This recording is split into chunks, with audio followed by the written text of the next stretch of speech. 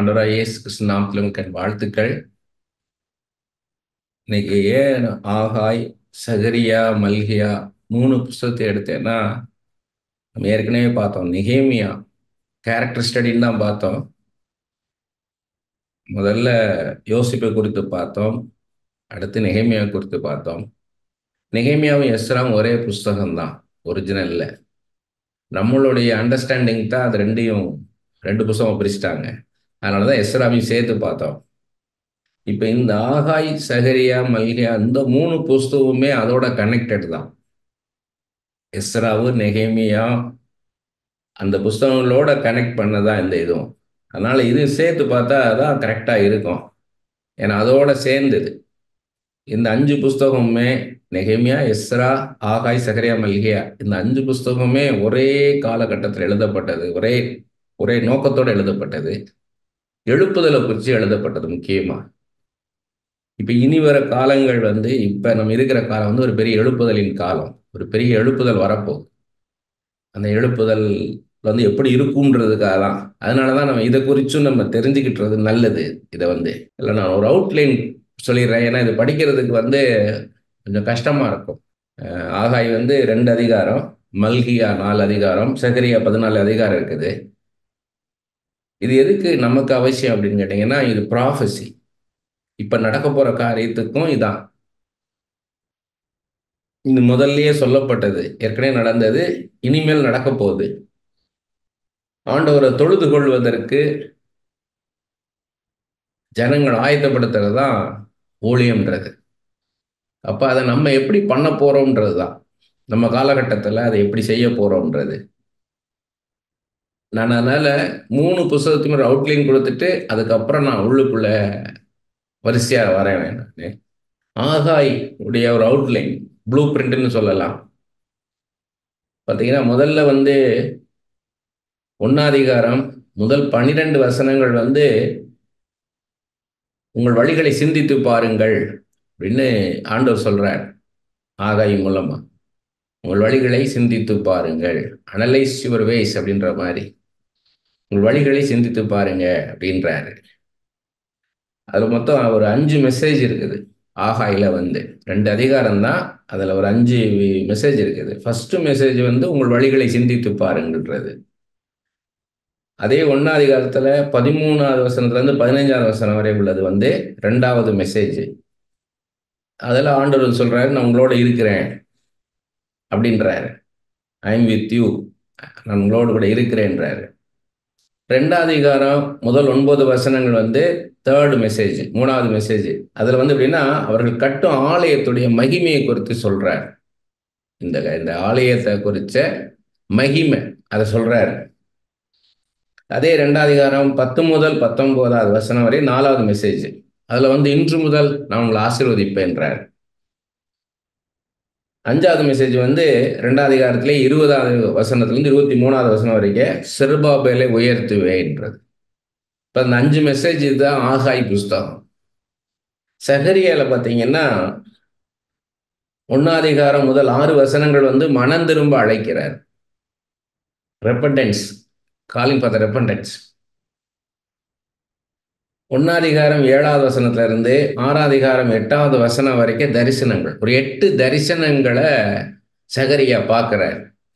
அந்த ஒரே நைட்ல 8 தரிசனங்களை பார்க்கிறார். அடுத்தது 6 அதிகாரம் 9 முதல் 15 வசனங்கள் வரைக்கும் பிரதான ஆசிரியனுக்கு கிரீடம் அணிவிக்கிறத பத்தி சொல்றார். இதெல்லாம் நம்ம டீட்டெயிலாக பார்ப்போம். ஒரு அவுட்லைன்காக நான் சொல்றேன். நான் 7வது அதிகாரம் முதல் 14 வசனங்கள் சடங்காச்சாரமாக கர்த்தரை வணங்குவதை கர்த்தர் அருவருக்கிறார். சடங்காச்சாரத்தை கர்த்தர் அருவருக்கிறார். 8வது அதிகாரம் 1 முதல் 23 வசனங்கள் சீயோன் புது பொலிவடைவதை குறித்து சொல்றார். அடுத்து 9வது அதிகாரத்துல 1வது வசனத்துல இருந்து 14வது அதிகாரம் 21வது வசனம் வரைக்கும் மேசியாவின் 2 வருகைகளை குறித்த செய்திகள். அது ஃபர்ஸ்ட் கம்மிங், செகண்ட் கம்மிங் பத்தினது. இதுதான் சகரியா புஸ்தகம். மல்கியா புஸ்தகம் என்னன்னு கேட்டீங்கன்னா, 1வது அதிகாரம் முதல் 5 வசனங்கள் கர்த்தரின் அன்பை குறித்த காரியம்.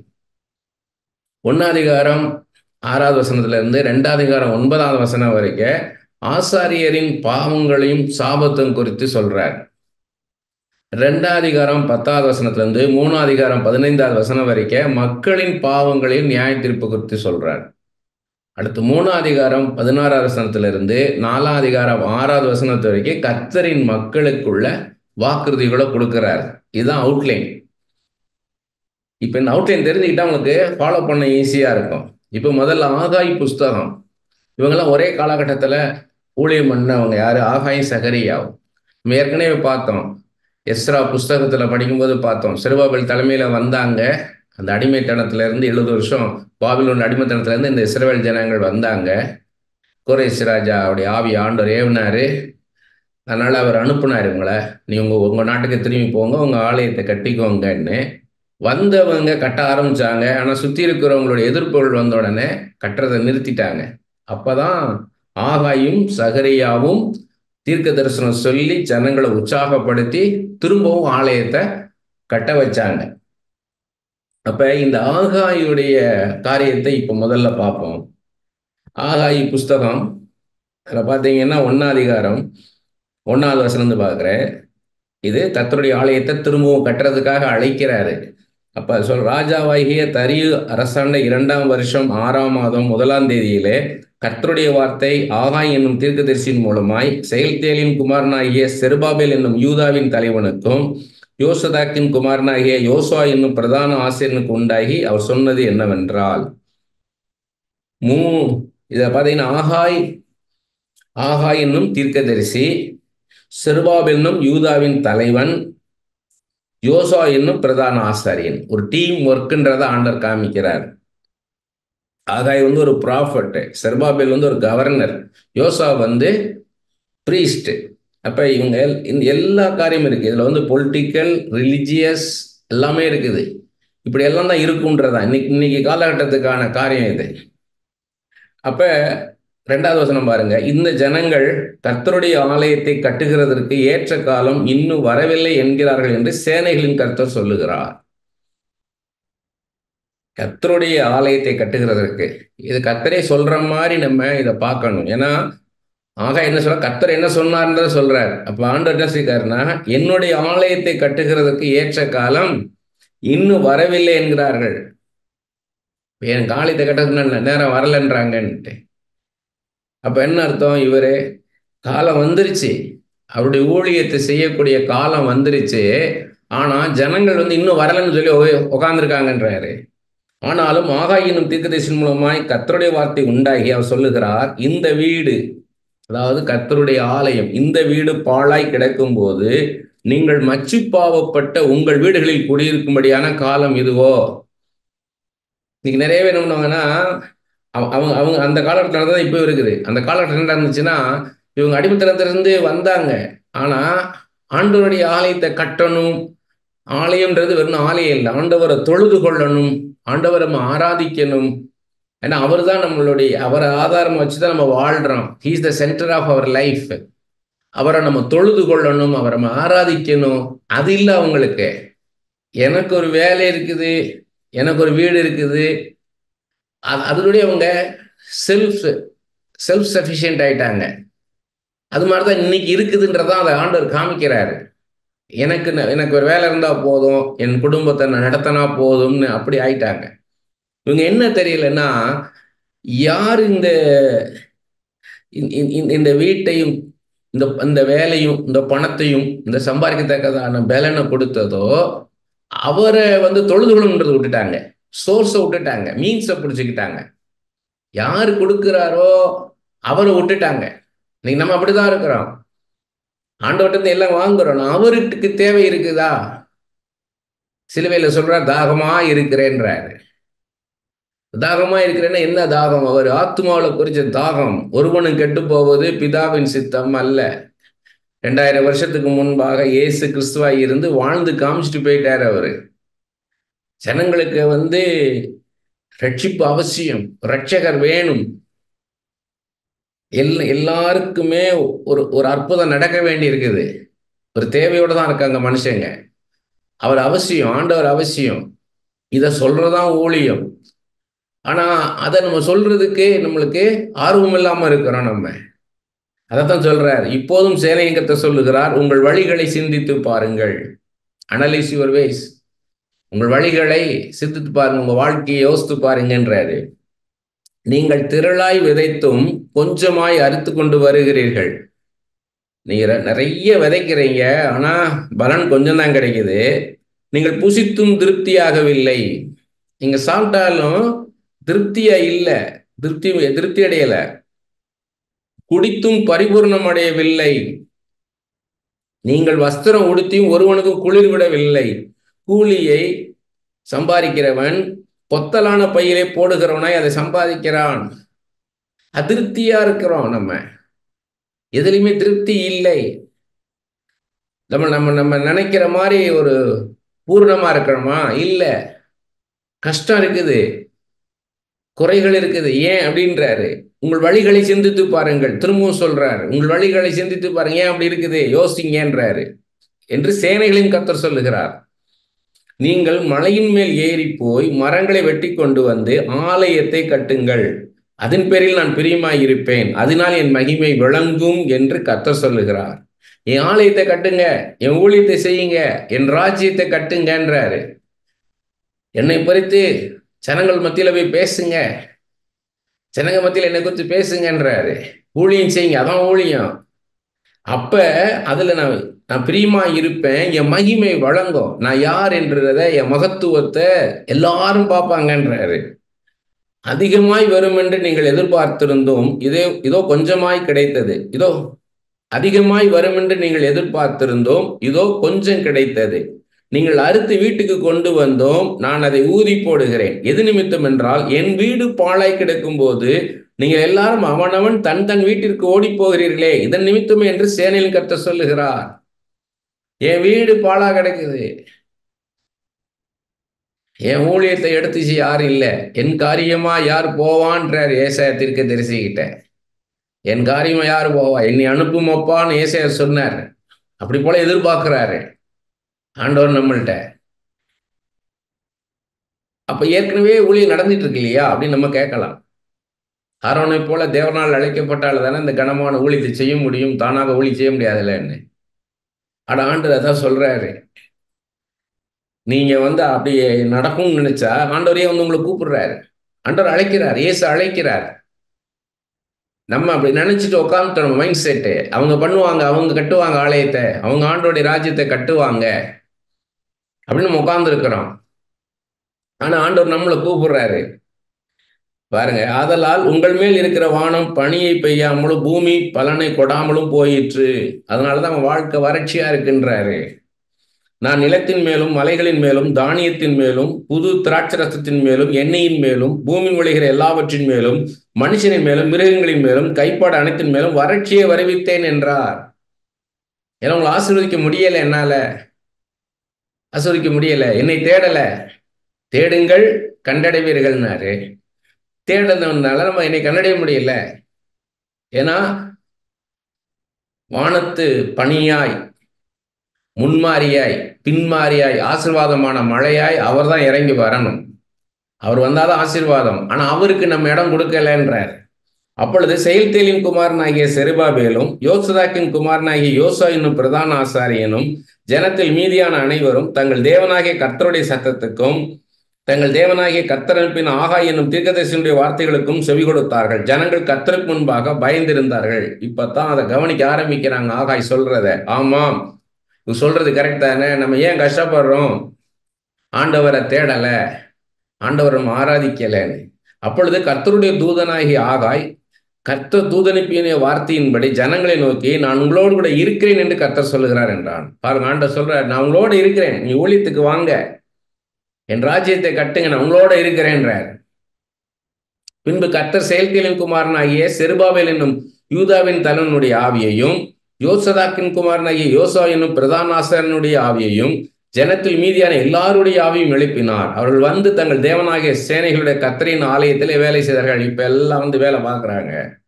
ஆண்டவன் அவங்களோட இருப்பேன், இது நமக்கு சொல்றார் ஆண்டவர். இந்த ஆகாய் புஸ்தகம்ன்றது இப்ப உள்ள ப்ராஃபஸி சொல்றாரு.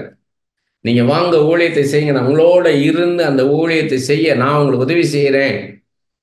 நீங்க ஜெபிக்கும் போது அதுக்கு நான் பதில் கொடுக்கிறேன். வாங்க, நீங்க சுகத்துக்காக நீங்க ஜெபிச்சீங்கன்னா அதுக்கு பதில் கொடுக்கிறேன். அற்புதத்துக்காக ஜெபிச்சீங்கன்னா அற்புதத்தை நான் செய்கிறேன். வாங்க, உங்களுக்கு வரங்களை தரேன். உங்களோட நான் பேசுறேன். நான் சொல்ற மாதிரி செய்யுங்க. அவருடைய ஊழியம், ரட்சிப்பு அவருடையது, ரட்சகர் அவர். அவர் சொல்றாரு நீங்க வாங்கன்றாரு, நம்மளை இன்வைட் பண்றாரு, எல்லாருடைய ஆவி எழுப்புறாரு. இல்லை இது அவங்க இவங்கலாம் இல்லை, எல்லா கேட்டகரியிலையும் ஆட்கள் எழுப்பி கொண்டு வராரு. இவங்க தான் அவங்க தான் இல்லை, நீ அப்படிதான் ரிவைவல் நடக்கும். இந்த எழுப்புதல் நீ அப்படிதான் நடக்கும். யாருன்னே தெரியாது, யாரை எழுப்புவார்னே தெரியாது. அதனால சொல்றாரு இவங்க ஆவியெல்லாம் எழுப்பனேன்றாரு. 15வது வசனம், தரியு ராஜாவின் 2ஆம் வருஷம் 6ஆம் மாதம் 24ஆம் தேதியில இது நடந்தது. ஆக்சுவலா பாத்தீங்கன்னா ஆகாய் ஊழியம் செஞ்ச காலம் எவ்வளவுன்னு கேட்டீங்கன்னா 3 மாசமும் 24 நாளும் தான். 3.5 மாசம் தான் அவர் செஞ்ச ஊழியம். அவர் செஞ்ச ஊழியம் அந்த காலகட்டத்துல 3.5 மாசம்தான். அப்ப நம்ம நினைக்கக்கூடாது இதெல்லாம் வருஷமா செய்ய வேண்டிய ஊழியம், அப்படிலாம் கிடையாது. ஆண்டவர் 1000 வருஷம் ஆண்டவருடைய கணக்குப்படி ஒரு நாள், 20 வருஷம் ஊழியம் செய்து கிடைக்க வேண்டிய பலனை ஒரே நாள்ல உங்களுக்கு கொடுப்பார். ஒரு நாகமான நீங்க சுகப்படுத்திட்டா போதும், ஒரு சாரிபாத் விதவையின் மகனை நீங்க உயிரோடு எழுப்பினா போதும், ஒரு சூனேமியாளின் மகனை உயிரோடு நீங்க எழுப்பினா போதும், ஒரு தொற்கால் நீங்க உயிரோடு எழுப்பினா போதும், ஒரு ஐத்துக நீங்க உயிரோடு எழுப்பினா போதும். ரொம்ப முக்கியம். ஆண்டவரால் மகிமையாய் பயன்படுத்தப்பட்ட ஊழியக்காரர், இந்தியாவில் உள்ள ஊழியக்காரர், ஆண்டவரால் வலிமையாக பயன்படுத்தப்பட்ட ஊழியக்காரர். அவர்கிட்ட கேட்குறாங்க, உங்கள்ட்ட ஏதாவது ஒன்று இன்னும் ஆண்டவர் செய்யலைன்னு நினைக்கிறீங்களான்னு. அவர் சொல்றாரு, ஒரு மரித்தவனை உயிரோடு நான் எழுப்பாம போயிட்டேன். எவ்வளோ காரியங்கள் ஊழியத்தில் நான் செஞ்சேன், ஆனா ஒரு மரித்தவனை நான் உயிரோடு எழுப்பாம போயிட்டேனே. யாராவது ஒரு மரித்தவனை நான் உயிரோடு எழுப்பியிருந்தா எனக்கு சந்தோஷப்பட்டிருப்பேன்ற. பாருங்க எப்படி பாருங்க, நம்ம அவரை பெரிய ஊழியக்காரன் பார்க்குறோம், அவருக்குள்ள இருக்க ஏக்கம் பாருங்க. ஒரு மரித்தவனை நான் உயிரோட நான் எழுப்பல அப்படின்னு கர்த்தருக்குள் நித்திரைஞ்சிட்டார். நம்ம அந்த அந்த வாஞ்சை நமக்கு வேணும், அந்த வாஞ்சை நமக்கு வேணும். நான் ஆண்டவருக்கு நான் தீர்க்க தரிசனம் சொல்லணும் ஆண்டவரே. சொல்றாரு ஆரோண்டு மிரியாம் அப்படின்னு சொல்றாரு, நான் உங்களோட எப்போ சுப்பனத்தை தான் பேசுவேன், ஆனா மோசையோட நான் முகமுகமா பேசுவேன், ஒரு நண்பனோடு பேசுவது போல முகமுகமாய் நான் பேசுவேன்றார். எதுக்கு நம்மகிட்ட சொல்றாரு? அந்த மாதிரி கிருபைய பாக்கியத்தை எனக்கும் தாருமப்பான்னு கேட்கறதுக்கு தான். பேதுரு நிழல்பட்ட மாத்திரத்திலே வியாதிகள் சொஸ்தமானார்கள், பிசாசெல்லாம் விலகினதுன்றாரு. ஏன்?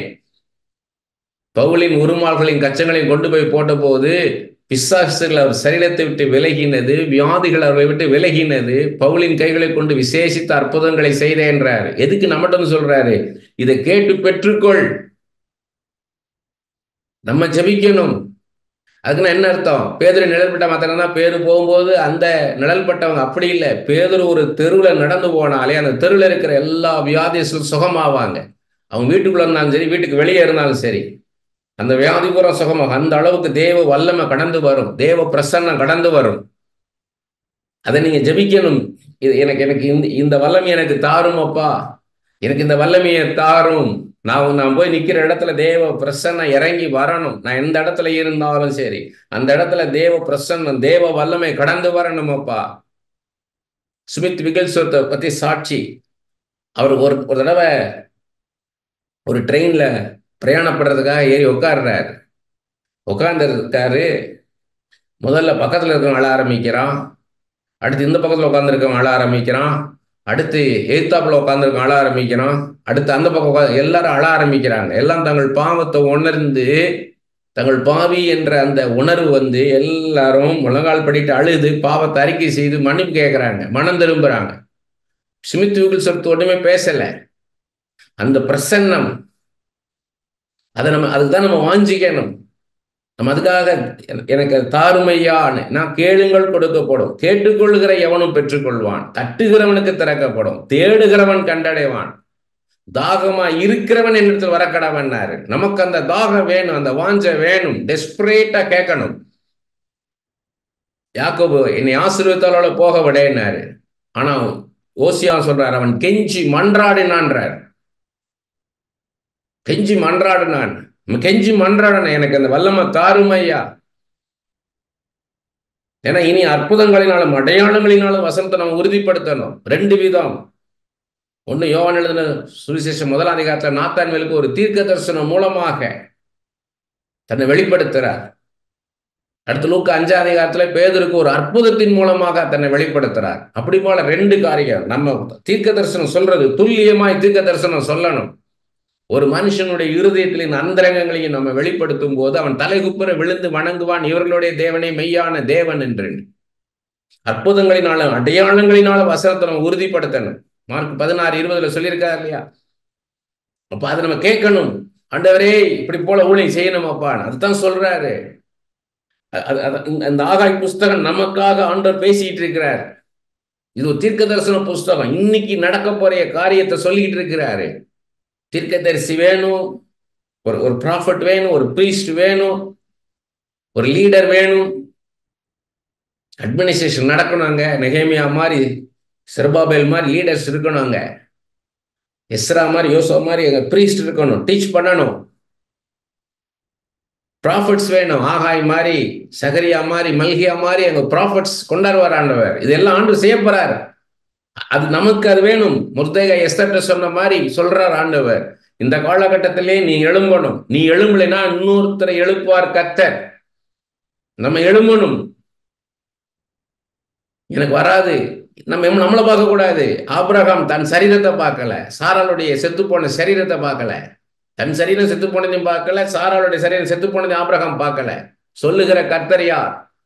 75 வயசுல சொல்றாரு, வானத்து நட்சத்திரங்கள் உன்னால என்ன முடியுமா, கடற்கரை மணல் உன்னால என்ன முடியுமா, அப்படி போல உனக்கு நானே சந்ததிகளை கொடுக்க போறேன் போது ஆபிரகாம் முழு நிச்சயமாய் நம்புறாரு, சந்தேகிக்கல.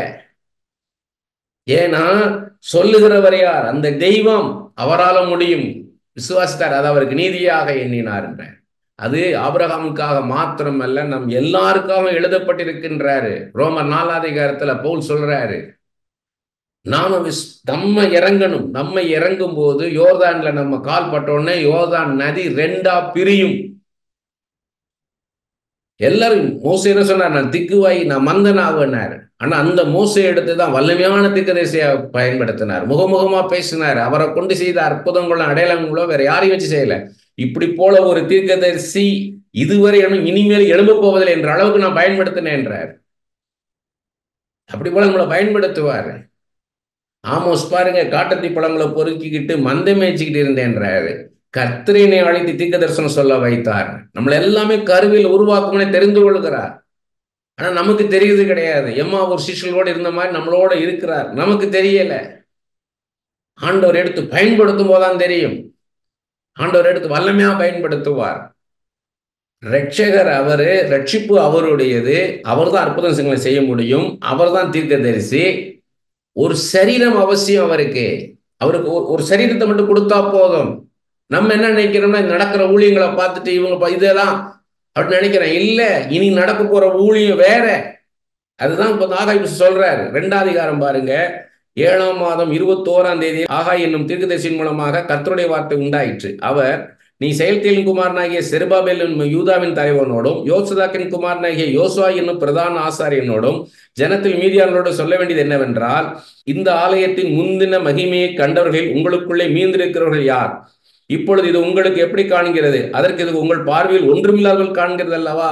சாலமோன் கட்டின அந்த ஆலயம் தளவு பிரம்மாண்டமா இல்லை. இது அற்பமா பாக்குறாங்க அந்த ஆலயத்தை பார்த்தவங்க எல்லாம். அதான் சொல்றாரு, இது ஒண்ணும் இல்லை, இது அதெல்லாம் கம்பேர் பண்ண ஒண்ணுமே இல்லை. நீங்க அப்படித்தான் நம்ம பாக்குறோம். அந்த ஊழியத்தெல்லாம் பார்க்கும்போது இதெல்லாம் அற்பமா தெரியும் மற்றவங்க பார்வைக்கு. அவர் பண்ணுவாருங்க ஜபம், அந்த ஊழியக்காரர் பண்ணுவார் பாருங்க ஜபம், அப்படி இருக்கும். அவர் பண்ணுவார் பாருங்க ஆராதனை, அப்படி இருக்கும். அவர் நின்னால அப்படி கம்பீரமா இருக்கும்னு சொல்லுவாங்க. இது அற்பமா சொல்லுவாங்க, அர்த்தம் சொல்றாரு. ஆனாலும் செருபாபேலே நம்மளுக்கு சொல்றாரு, செருபாபேலே நீ திடன்கொள் என்று கர்த்தர் சொல்லுகிறார். யோசதாக்கின் குமாரனாகிய யோசுவா என்னும் பிரதான ஆசாரியனே நீ திடன்கொள். செருபாபேலே திடன்கொள், யோசுவாவே திடன்கொள். நம்ம பேரை சொல்லணும் இல்ல, பால்ராஜ் கென்னடியே திடன்கொள். தேசத்தின் எல்லா ஜனங்களே நீங்கள் திடன் கொள்ளுங்கள், வேலையை நடத்துங்கள் என்று கர்த்தர் சொல்லுகிறார். நான் உங்களோடு கூட இருக்கிறேன். திரும்பவும் சொல்றாரு பாருங்க. முதலையும் அழைக்கும் போது சொன்னார் உங்களோட இருப்பேன் வாங்கன்னாரு. இப்போ சொல்றாரு உங்களோட இருக்கிறேன், நீங்க ஊழியத்தை செய்யுங்க, என் ஊழியத்தை செய்யுங்க, என் ராஜ்யத்தை கட்டுங்க, நான் உங்களோட இருக்கிறேன்றாரு என்று சேனைகளின் கர்த்தர் சொல்லுகிறார். நீங்கள் எகிப்திலிருந்து புறப்படுகிற போது நான் உங்களோடு உடன்படிக்கை பண்ணின வார்த்தையின்படியே என் ஆவியான உங்கள் நடுவில் நிலை கொண்டிருப்பார், பயப்படாதிருங்கள். எப்பொழுதும் உங்களோட இருக்கிற மாதிரி ஆவியானவர் இருக்கிறேன் நான் என்றார். 3 தடவை சொல்லிட்டார், உங்களோட இருக்கிறேன், உங்களோட இருக்கிறேன், ஆவியான உங்களோட இருப்பார்ன்றார்.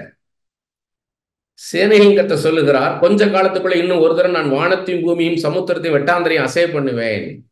கடைசி காலத்துக்கு சொல்றாரு, எல்லாம் அதிர பண்ணுவேன்றாரு.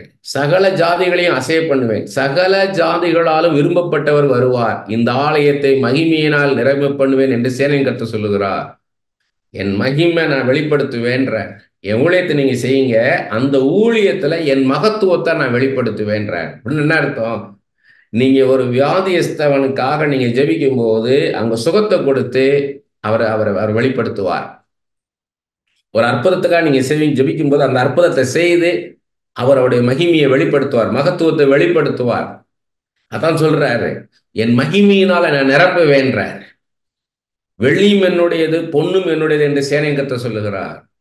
நீங்க பணத்துக்காக யோசிக்காதீங்க, பணம் இல்லையே என்கிட்ட, பணம் இல்லையேன்னு யோசிக்காதீங்க, என்கிட்ட அந்த அளவுக்கு பணம் இல்லைன்னு யோசிக்காதீங்க. வெள்ளியும் பொண்ணும் என்னுடையது, நான் தருவேன் உனக்குன்றார்.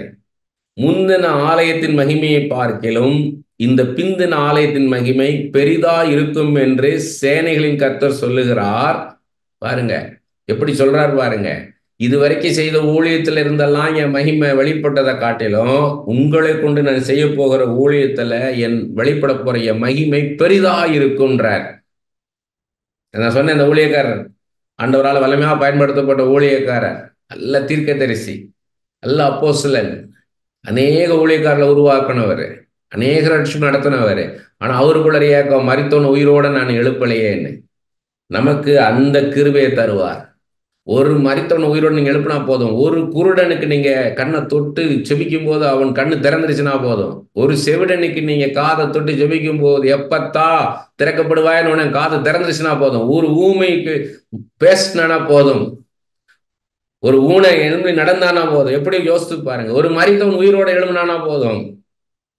அந்த பெரிய காரியத்தை செய்வேன்றார், பெரிய காரியங்களை செய்வார். பெரிய தெய்வம், தாவீது சொன்னது போல, நான் வணங்குகிற தெய்வம் மகா பெரிய தெய்வம், நான் அவருக்காக கட்டப்போற ஆலயம் மிக பெரிதா இருக்கணும், அதை பார்க்கறவங்க எல்லாம் பிரமிச்சு போகணும் அந்த பிரம்மாண்டத்தை பார்த்து. ஏன்னா என் தேவன் பெரியவர். அப்படி போல பெரிய ஊழியத்தை செய்ய கூப்பிடுறாரு நம்மள, பெரிய காரியங்களை செய்வார். அது மேல சொல்றாரு பாருங்க, அந்த 9வது வசனம், 2வது வசனத்துல, இவ்விடத்தில் சமாதானத்தை கட்டிடுவேன் என்று சேனையின் கர்த்தர் உரைக்கிறார் என்று சொல்லுன்ற. சமாதானத்தை நான் தருவேன். நீங்க பண்ற ஊழியத்தில் யாருக்காக நீங்க பண்றீங்களோ அவங்களுக்கு நான் சமாதானத்தை தருவேன்றாரு. இந்த உலகத்துல இருந்து நம்ம வெள்ளியை வாங்கலாம், பொண்ணை வாங்கலாம், முத்துக்களை வாங்கலாம், சமாதானத்தை வாங்க முடியாது. எல்லாம் இருந்தாலும் சமாதானம் இல்லைன்னா ஒன்றுக்கும் பிரயோஜனம் கிடையாது. நீங்க எவ்வளவு வெள்ளியை கொடுத்தாலும், பொண்ணை கொடுத்தாலும், முத்துக்கள், நீங்க சமாதானத்தை வாங்க முடியாது. கர்த்தரே தந்தாதான் உண்டு, ஆண்டவரே இந்த சமாதானத்தை தந்தாதான் உண்டு. அந்த சமாதானத்தை நான் தருவேன்றாரு. தரிவின் 2ஆம் வருஷம் 9ஆம் மாதம் 24ஆம் தேதியிலே ஆகாய் எனும் தீர்க்கதரிசியின் மூலமாய் கர்த்தருடைய வார்த்தை உண்டாயிற்று. அவர், ஒருவன் தன் வஸ்திரத்தின் தொங்கலிலே பரிசுத்த மாம்சத்தை கொண்டு போகையில் தன் வஸ்திரத்தின் தொங்கல் அப்பத்தை ஆகிலும் சாதத்தை ஆகிலும் திராட்சை ரசத்தை ஆகிலும் எண்ணெய் ஆகிலும் மற்ற எந்த போஜன பதார்த்தங்களும் தொட்டால் அது பரிசுத்தமாய் இருக்குமோ என்று நீ ஆசாரியரிடத்தில் வேத நியாயத்தை பற்றி கேள் என்று சேனையில் கர்த்தர் சொல்லுகிறார் என்றார். ஒரு பரிசுத்தமான ஒன்னை வச்சு ஒன்னை தொட்டோம்னா அது பரிசுத்தமாகுமா அப்படின்றாரு. அதற்கு ஆசிரியர்கள் பரிசுத்தமாகாது என்றார்கள். பிணத்தால் தீட்டுப்பட்டவன் அவைகளில் எதையாகவும் தொட்டால் அது தீட்டுப்படுமோ என்று ஆகாய் பெண்ணும் கேட்டான். அதற்கு ஆசிரியர் பிரயுத்தரமா தீட்டுப்படும் என்றார். இதே ஆப்போசிட்டா கேட்கிறார். ஒரு பரிசுத்தம் இல்லாத ஒன்னை கொண்டு போய் உன்னை தொட்டா அது பரிசுத்தம் எல்லாம் ஆகுமானா ஆகும். பரிசுத்தமா இருக்கிறத போய் உன்னை தொட்டா பரிசுத்தம் ஆகாது. ஆனா பரிசுத்தம் இல்லாத ஒன்னை கொண்டு போன தொட்டா அது பரிசுத்தமாகாதுன்றாங்க. தீட்டுப்பட்டவன் தொட்டா அது பரிசுத்தமாகாது, தீட்டுப்பட்டு தான் இருக்கும்ன்றாங்க.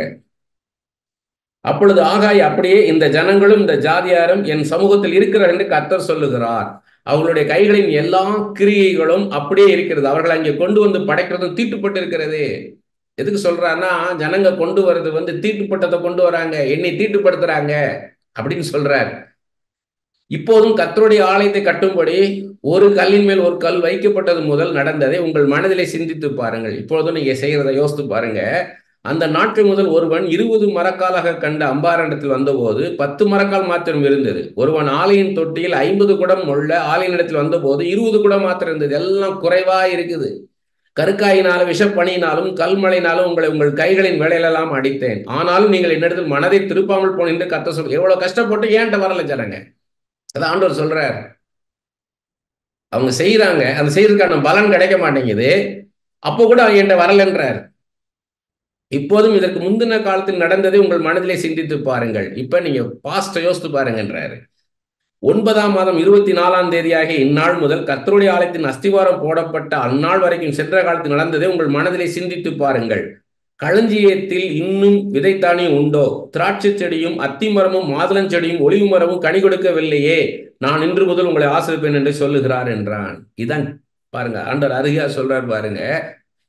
இவ்வளவு நடக்குது, என்கிட்ட வாங்க, நான் உங்களை ஆசீர்வதிக்கிறேன்றாரு.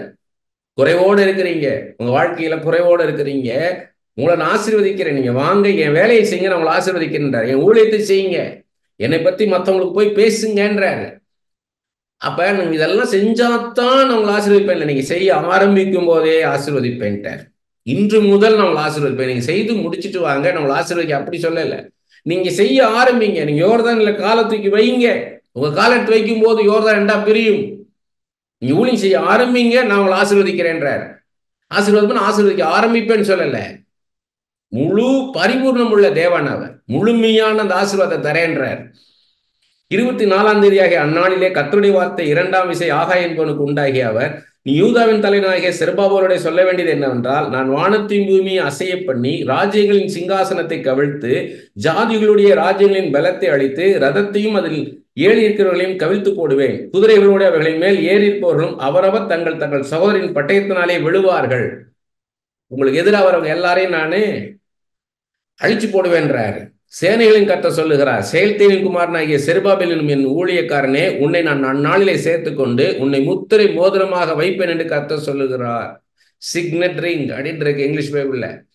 உங்களை முத்திரை மோதிரமா வைப்பேன். ஊழியம்னா அதுல முத்திரை பதிக்கணும்னு வாங்க. ஆண்டவர் கர்த்தரே உங்களோட இருக்கிறார், கர்த்தரே இதை செய்கிறார் அப்படின்னு காமிப்பேன்றார். அந்த அற்புதத்தை செய்ய யோவான் எழுதின சுவிசேஷம் 9ஆம் அதிகாரத்துல ஒரு குருடனுக்கு கண்ணு திறந்து விடுறது. ஆண்டவர் ஜெபிக்கிறாரு. அவனுக்கு என்ன பண்றாரு, ஒரு களிமண்ல அவர் உமிழ்ந்து அதை எடுத்து அவன் கண்ணில் பூசி சீலோவன் குளத்துல கழுதுன்றாரு. அவன் குருடனா போய் கழுவுறான். கழுவுன உடனே அவனுக்கு கண் பார்வை வந்துடுது. அந்த அவன் என்ன பண்றான், இயேசுதான் கண்ணை திறந்தாருன்றான் போய். அப்படி போல சொல்றாரு, நம்ம ஊழியத்துல அப்படி ஒரு அற்புதத்தை செய்வார். அற்புதம் உங்களை முத்திர மோதிரமாக உங்களை வைப்பேன்றார். ஏதோ நானும் ஊழியம் செஞ்சேன், ஏதோ நானும் பிரசங்கம் பண்ணேன், அப்படி இருக்காது. இப்படி போல ஒரு அற்புதத்தை அவன் பார்த்திருக்கவே முடியாது. அப்படி ஒரு அற்புதம் நடக்கும். நினைச்சு பார்க்க முடியாத அற்புதம் நடக்கும். இதுவரை அந்த அவங்க வாழ்க்கையில நடக்காத காரியம் நடக்கும். அப்படி ஒரு அற்புதம் நடக்கும். அதிசயத்தை செய்வார்.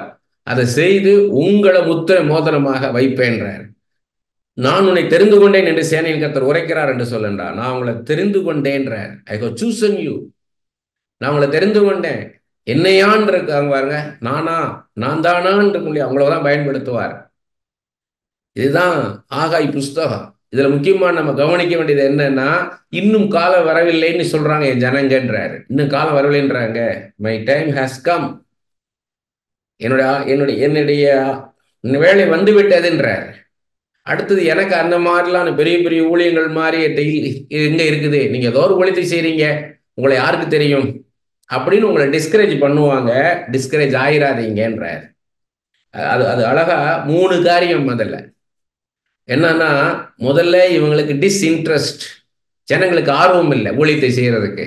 அவங்கவங்க தேவைகள் சந்திக்கப்பட்டா போதும், ஆண்டவரை நம்ம ஆராதிக்கணும், ஆண்டவருக்காக நம்ம ஏன் ஊழியம் செய்யணும், அப்படியே டிஸ்இன்ட்ரெஸ்ட் ஆயிட்டாங்க. அதனால இந்த ஆலயத்தை கட்டுறதுக்கு அவங்களுக்கு விருப்பம் இல்லை. 2வது டிஸ்கரேஜ்மெண்ட். அந்த ஊழியம் அப்படி பண்ணுவாங்கங்க, அந்த ஊழியம்னா அப்படி இருக்குங்க, அவர் தாங்க ஊழியம், ஜபம்னாலே அவர் தாங்க, பாட்டுனாலே அவர் தாங்க, அப்படி சொல்லி நம்மளை உற்சாகத்தை இழக்க வைப்பாங்க, டிஸ்கரேஜ் பண்ணுவாங்க. அடுத்தது என்னன்னா டிஸ்சாட்டிஸ்பாக்சன். நிறைய ப்ராஃபஸி நடக்காதனால நமக்கு என்ன ஆகணும், அதிருப்தி உண்டாயிரும். இந்த ஜனங்களுக்கு அப்படிதான். நிறைய ப்ராஃபஸி சொன்னதெல்லாம் நடக்கல, தீர்க்கதரிசனம் நடக்காதனால இவங்களுக்கு டிஸ்சாட்டிஸ்ஃபேக்ஷன் வந்துடுச்சு. இதெல்லாம் தான் இருக்கும் நம்ம வாழ்க்கையிலன்றார். இதெல்லாம் கடந்து வந்து ஊழியத்தை செய்யணும்ன்றார். இதுதான் ஆகாய் புஸ்தகம். அடுத்தது பார்த்தீங்கன்னா சகரியா புஸ்தகம். சகரியா புஸ்தகத்துல பார்த்தீங்கன்னா இவர் வந்து ஒரு, ஏற்கனவே நான் சொன்னேன், அதை திரும்ப சொல்றேன் உங்களுக்கு. அந்த அவுட்லைன் ஒண்ணு, மனம் திரும்ப அழைக்கிறாரு. அடுத்தது 8 தரிசனங்களை சகரியாக கொடுக்கிறாரு. அடுத்தது பிரதான ஆசிரியனுக்கு கிரீடம் தரிப்பிக்கிறாரு. அடுத்து சடங்காச்சாரத்தை கர்த்தர் அருவருக்கிறாரு. அடுத்து சீயோன் புது பொலிவு அடையுது. அடுத்து மேசியாவுடைய 2 வருகை பத்தின காரியங்களை இத சொல்றாரு. இதான் சகரியா புஸ்தகம். இந்த சகரியா புஸ்தகத்துல அந்த என்னன்னு கேட்டீங்கன்னா, இந்த சகரியா தான் மத்தேயு 23ஆம் அதிகாரம் 35ஆவது வசனத்துல இவர் தான் குறித்து சொல்றாங்க. ஆலயத்திற்கும் பலிபீடத்திற்கும் இடையில கொலை செய்யப்பட்டார். இந்த சகரியாவின் ரத்தம்ன்றதான். இவர் அந்த ஆகாயோட சேர்ந்து தான் இவர் ஊழியம் பண்ணாரு. சகரியாவும் சேர்ந்து ஊழியம் பண்ணாரு. இது கீ வேர்ஸ் எதுன்னு கேட்டீங்கன்னா, 9ஆம் அதிகாரம் 9, 10 வசனம். அதை பார்த்துட்டோம்னா உங்களுக்கு இது புரியும். சீயோன் குமாரத்தியே மிகவும் களிகூறு, எருசலேம் குமாரத்தியே கம்பீரி, இதோ உன் ராஜா உன்னிடத்தில் வருகிறார். அவர் நீதி உள்ளவரும் ரட்சிக்கிறவரும் தாழ்மை உள்ளவரும் கழுதியின் மேலும் கழுதி குட்டியாகிய மரியின் மேலும் ஏறி வருகிறவருமாய் இருக்கிறார். எப்ராயிமின் என்ற ரதங்களையும் எருசலேமின் என்ற குதிரைகளையும் அற்றுப்போக பண்ணுவேன். யுத்த வில்லும் இல்லாமல் போகும். அவர் ஜாதிகளுக்கு சமாதானம் கூறுவார். அவருடைய ஆளுகை ஒரு சமுத்திரம் தொடங்கி மறு சமுத்திரம் வரைக்கும், நதி தொடங்கி பூமியின் எல்லைகள் பரியந்தமும் செல்லும். இதுதான் கீவர்ஸ். இவர் அப்படின்னா இந்த ஆலயத்தை கட்டுறது அது மாத்திரம் சொல்லல சகரியா. இவரு இயேசு கிறிஸ்துவாக வரப்போறார், ஆண்டவர்ன்றதையும் தீர்க்கதரிசனமா சொல்றாரு. 1ஆம் வருகைய, அதன் பின்பு ஆண்டவருடைய 2ஆம் வருகை குறித்து சொல்றார். கடைசி கால ஜட்ஜ்மெண்ட் வரைக்கும் இவர் சொல்றார். Prophecy about Jesus Christ, first coming and second coming எல்லாத்தையும் சொல்றாரு இவர்.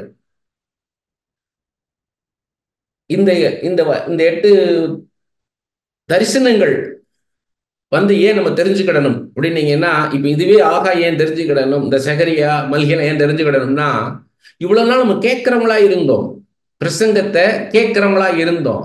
ஆனா இப்ப காலகட்டம் என்னன்னு கேட்டீங்கன்னா, நம்ம மேடையில இருந்து பேசக்கூடிய இடத்துக்கு நம்மளை கொண்டாடுறாரு. அதுதான் ஆச்சரியமான காரியம். கம் ஆன் ஸ்டேஜ், மேடைக்கு வா, மேலே வா, மேலே ஏறி வான். அதான் நம்ம பார்த்தோம், ஆகாயில பார்த்தோம். ஆகாயில என்ன பார்த்தோம்? 1ஆம் அதிகாரம் 8வது வசனத்துல, நீங்க மலையின் மேல் ஏறி போய் மரங்களை வெட்டி கொண்டு வந்து ஆலயத்தை கட்டுங்கள், அதன் மேல் நான் பிரியமாய் இருப்பேன், அதனால் என் மகிமை விளங்கும். கட்டடத்தில் இருக்க போறதில்ல. இங்க நடக்கிறதே என்னன்னு கேட்டீங்கன்னா, நம்ம எஸ்ரா புஸ்தகத்திலையும் பார்த்தோம், நெகேமியா புஸ்தகத்திலையும் பார்த்தோம், ஆகாய் புஸ்தகத்திலையும் பார்த்தோம். இப்ப சகரியாலையும் பார்ப்பீங்க, மல்கியாலையும் பார்த்தீங்கன்னா, ஜனங்கள் ஆலயத்தை கட்டினாங்களுடைய அவங்களுக்குள்ள ஆண்டவர்களுடைய மேல உள்ள அன்பு வேணும். அந்த அன்பு இருந்தாதான் ஆண்டவர் ஆராதிக்க முடியும். இது அந்த காலத்துக்கு மட்டுமல்ல, எல்லா காலத்துக்கும் உள்ளது. அது நமக்குள்ள ஆண்டவரை நேசிக்கணும். நம்ம ஆண்டவரை நேசிச்சா ஆண்டவர் நமக்குள்ளே வாசம் பண்ணுவார். நம்ம தான் ஆலயம், இந்த சரீரம் ஆலயம். இதுதான் பிந்தன ஆலயத்தின் மகிமைன்றது. நமக்குள்ள ஆண்டவர் வந்துருவார். அது அது அந்த ஸ்டேஜுக்கு நம்ம கொண்டு வராரு. நம்ம மோசையை பார்த்தோம், எலியாவை பார்த்தோம், எலிசாவை பார்த்தோம், சாமுவேலை பார்த்தோம், ஏசாயா, எரேமியா, எசேக்கியேல்னு பார்த்தோம், பேதுருவை பார்த்தோம், பவுலை பார்த்தோம். அப்ப நம்ம அப்படியே பார்த்துக்கல. இப்ப நீதான் அந்த தானியேல், நீதான் அந்த யோசேப்பு, நீதான் அந்த தொற்காள், நீதான் அந்த எஸ்தர், நீதான் அந்த பவுல், எழும்பி வா. நம்ம கூப்பிடுறாரு. இப்ப அதனால இது சொல்றாரு, ஹவு ஐ யூஸ்ட் ஆகாய், how you used Sagaria, how I used Malaki, the same way I'm going to use youன்றதுக்கு தான் நம்மளை கூப்பிடுறாரு. அதுக்கு தான் அதெல்லாம் சொல்றாரு. இந்த காலகட்டம் அந்த காலகட்டத்தில் வந்துட்டீங்க நீங்க. இனிமே நீங்க பிரசங்கத்தை கேட்டு உட்கார்ந்துருக்க முடியாது. இப்போ ஒரு பொது இடத்துல போறீங்க, திடீர்னு ஒருத்தர் தாகமா இருக்கு தாகமா இருக்குன்றாரு. தாகமா இருக்குன்னு யாரோ ஒருத்தர், தாகமா இருக்கு தாகமா இருக்கு, எனக்கு கொஞ்சம் தண்ணி கொடுங்க, தாகமா இருக்குன்னு. அப்ப நிச்சயமா நீங்க தண்ணி கொடுக்கணும்னு நினைப்பீங்களா மாட்டீங்களா? டெஸ்பரேட்டா, ஐயோ என் தண்ணி கொடுக்க மாட்டீங்களா, தண்ணி தண்ணி தாகம் தாகம்ன்றார். அப்ப என்ன பண்ணுவீங்க நீங்க? தண்ணி குடிப்பீங்க இல்லையா? அதே மாதிரிதான் இன்னைக்கு ஆண்டவரை தேடக்கூடிய காலத்துக்கு வந்துட்டாங்க ஜனங்க. உலகத்துல அவங்க ஆசீர்வாதம் கிடைக்காத போது, ஏன்னா நம்ம அப்படிதான் பாக்குறோம். ஆண்டவர் என்ன பாக்குறோம்? உலக ஆசீர்வாதம் இருந்தா ஆண்டவர் நம்மளோட இருக்கிறாருன்னு நினைக்கிறான். நம்மளுக்கு எல்லாம் நடக்குதுன்னா ஆண்டவர் இருக்கிறாரா? ஏதாவது காரியம் நடக்கலன்னா ஆண்டவர் இல்லை. கிதியோன் மாதிரி, ஆண்டவரே நீர் என்னோட இருக்கிறீரா இல்லையா? நீர் என்னோடு இருந்தா ஏன் அதெல்லாம் எனக்கு சம்பவிக்குது? நம்ம அப்படிதான் நம்ம யோசிக்கிறோம். ஆண்டவர் உலக ஆசீர்வாதத்தை வச்சு நம்ம ஆண்டவர் என்ன பண்றான்? தேடுறான். அப்படி இல்லை, அப்படி கிடையாது. நம்ம மாம்சத்தை பிரியப்படுத்துகிற தேவன் அல்ல அவரு. மாம்சத்தை பிரியப்படுத்துகிற தேவன் அல்ல. ஒரு நாள் மாம்சத்தை பிரியப்படுத்த மாட்டாரு. யோவான் ஸ்நானகனை கொன்னுட்டாங்க அப்படின்னு போய் சொல்றாங்க ஆண்டவர்கிட்ட, இயேசு கிறிஸ்துட்ட. அவர் என்ன சொன்னாரு? உடனே அவன் நாளைக்கு என் கூட பரதீசில் இருப்பான், என் வலது வாரிசத்தில் இருப்பான் அப்படி சொன்னாரா? ஐ வில் ரிவார்ட் ஹிம் அப்படி சொன்னாரா? இல்ல. ஏரோது பார், நாளைக்கு இந்நேரம் அவன் உயிர் அவன்கிட்ட இருக்காதுன்னு சொன்னாரா? இல்ல. எதுவுமே ரியாக்ட் பண்ணல. ஏன்? இத்தனை என்ன சொல்றாங்க? யோவான் ஸ்நானனுடைய தலையை வெட்டி தாளத்துல வச்சு கொண்டு போயிட்டாங்கன்றாங்க. டீட்டெயில்டா சொல்றாங்க. சொன்ன பிறகு அவர் ரியாக்ட் பண்ணல, வருந்தல, அவருக்கு ஆதரவா பேசல. ஏன்? மாம்சத்தை பிரியப்படுத்துகிற தேவன் அல்ல அவரு. நம்மளுடைய விசுவாசத்தை தான் கனப்படுத்துவார். நீங்க போய் நின்னீங்க, இயேசு கிறிஸ்து முன்னாடி நின்னீங்கன்னா, என்னை நம்புறையான்னு தான் கேட்பார். என்னை நம்புறையா, என்னை நேசிக்கிறையான்னு தான் கேட்பார். ஆண்டவரே எனக்கு நீங்க கார் கொடுத்தீங்கன்னா நேசிப்ப ஆண்டவரே, வீடு கொடுத்தீங்கன்னா நேசிப்ப ஆண்டவரே, அவங்களெல்லாம் அப்படி ஆசீர்வதிச்சிருக்கிறீங்க, என்னை மட்டும் நீங்க ஆசீர்வதிக்கல ஆண்டவரே அப்படின்னு என்ன அர்த்தம்? உலக ஆசீர்வாதத்துக்காக தான் நம்ம இயேசுவை தேடுறோம். நம்ம வேற என்ன தேடுறோம்? நம்ம அவர்கிட்ட வேற என்ன கேட்கிறோம் அவர்கிட்ட? நம்மளுக்கு அதுதான் தேவை. நமக்கு வந்து உலக ஆசீர்வாதத்தை தேடி கிடக்குறோம். நம்ம அதை வச்சு நம்ம ஆண்டவரை கனெக்ட் பண்றோம். அவர் அதுக்கெல்லாம் கடந்தவர், அதுக்கெல்லாம் கடந்தவர். அதுக்கு அப்பாற்பட்டு நேசிக்கிறோமான்னு பேதுட்டு என்ன சொல்றாரு? அவர் எப்படி இறப்பாருன்றத சொல்றாரு. நீ நேசிக்கிறாயானாரு. ஆமா நேசிக்கிறேன். ஆடுகளை நீ மேய்ப்பாயான்னாரு. அடுத்து நீ நேசிக்கிறான்னு திரும்ப கேட்டாரு. திரும்ப கேட்டப்ப என்ன சொன்னாரு? நீ சின்ன வயசுல நீ விரும்பின மாதிரி நடந்த, ஆனா உன் முதிர் வயதுல நீ நினைச்ச மாதிரிலாம் நீ எதையும் செய்ய முடியாது. உன் இடுப்புல இருக்கிற உடை தளர்ந்து போனா அதை நீயே உன் கைகளால் எடுத்து கட்ட முடியாது, அவ்வளவு பலவீனமாயிருவ. உன்னை தலைகீழாக சிலுவையில அரைஞ்சு நீ கொல்லப்படுவாய். நீ தலைகீழாக சிலுவையில் என்ன பண்ணுவ? உன்னை தலைகீழாக அறைவாங்க. என்னை நேசிக்கிறாயான்றார். நான் நேசிக்கிற ஆண்டவரே என்றார். நமக்கு தெரியும், நமக்கு தெரியும் ஆண்டவரே, நான் எவ்வளவாக நேசிக்க உங்களுக்கு தெரியும் ஆண்டவரே என்றார். அதுதான் இன்னைக்கு நம்மள்ட்ட ஆண்டவர் இருக்கு. நம்ம என்ன நினைக்கிற? ஆண்டவரை வந்து நம்ம மனித அறிவின்படி அவரை கணிக்க ஆரம்பிக்கிறோம். ஆனா அவர் நம்மளை வெளிப்படுத்துறதே அவருடைய ஆவினாலே. 1 Corinthians 2ஆம் அதிகாரத்துல சொல்றார் இல்லையா? மனுஷன் உள்ள காரியத்தை மனுஷனுடைய ஆவி அறியும், தேவனுடைய ஆழத்தை தேவனுடைய ஆவியானவரை அறிவார். அப்ப அவர் அவரை குறித்து வெளிப்படுத்துவதை கேட்டு சொல்றதுக்கு தான் அவர் தேடுறாரு. ஆனா இன்னைக்கு எப்படி இருக்குன்னா, அந்த யானையை பார்த்த குருடர்கள், 5 குருடர்கள் எப்படி யானையை பார்த்து வந்து ஒவ்வொருத்தரும் ஒவ்வொரு விதமா யானையை சொன்னானோ, அது மாதிரிதான் நம்ம இருக்கிறோம். நம்ம அறிவின்படி இல்லை. அதுக்குதான் வேதத்தை படிங்கன்றாரு. வேதத்தை படிக்கணும். நிர்விசாரமாயிடுச்சு இன்னைக்கு. வேதம்ன்றது முதன்மையா இருக்கணும். நீ அதை பார்த்தீங்கன்னா தெரியும் உங்களுக்கு. அப்ப உன் ராஜா உன்னிடத்தில் வருகிறார் தான் சகரியாவுடைய மெசேஜ். இன்னைக்கு இந்த ஆலயத்தை இல்ல, அந்த ஜனங்களுக்கு சொல்றாரு, இந்த கட்டடம் இதை பார்த்துட்டு இருக்காதீங்க, இதுல வந்து ஆண்டவருடைய மகிமை வரும், ஆண்டோடைய பிரசன்னம் வரும். ஆனா இது இல்ல, அவரே இறங்கி வர போறாருன்றாரு. ஆண்டவரே இறங்கி வர போறாரு. அது இல்ல, அதுக்கப்புறம் 2ஆம் வருகை குறித்து சொல்றாரு. 1000 அரசாட்சிக்கு அப்புறம் நடக்கிறதெல்லாம் சொல்றாரு. அதுதான் இதுல பெரிய சகரியா புஸ்தகம், ஒப்பற்ற புஸ்தகம். அதாவது பாருங்க, rebuilding the temple he said was just the first act in the drama of the end times and the ushering in of the messianic age. Zechariah proclaimed a stirring message of hope to the former captives and exiles that king was coming. ராஜா வரப்போறார். First ஒரு குழந்தையா மாட்டு தொழுவத்துல பறந்து வரப்போறான்றத சொல்றாரு. ஒரு கழுதை மேல ஏறி வருவாரு அப்படின்ட்டு. அடுத்தது ராஜாதி ராஜாவாக வானங்கள் மீது இறங்கி வருவார் என்றார். இதுதான் அவருடைய மெசேஜ். அதாவது கரெக்டா சொல்லணும்னா ஒரு ஆர்டரா ஒரு ஒரு காம்ப்ரிஹென்ஷனுக்காக சொல்றேன். First the call of repentance, மனம் திரும்புறதுக்காக அழைக்கிறது ஃபர்ஸ்ட் செய்தி. ரெண்டாவது 8 தரிசனங்கள், 8 விஷன்ஸ். மூணாவது த crowning of the high priest, பிரதான ஆசாரியனுக்கு கிரீடம் சுற்றுறது. நாலாவது ரிலிஜியஸ் ரிச்சுவல், அது கூடாதுன்றாரு.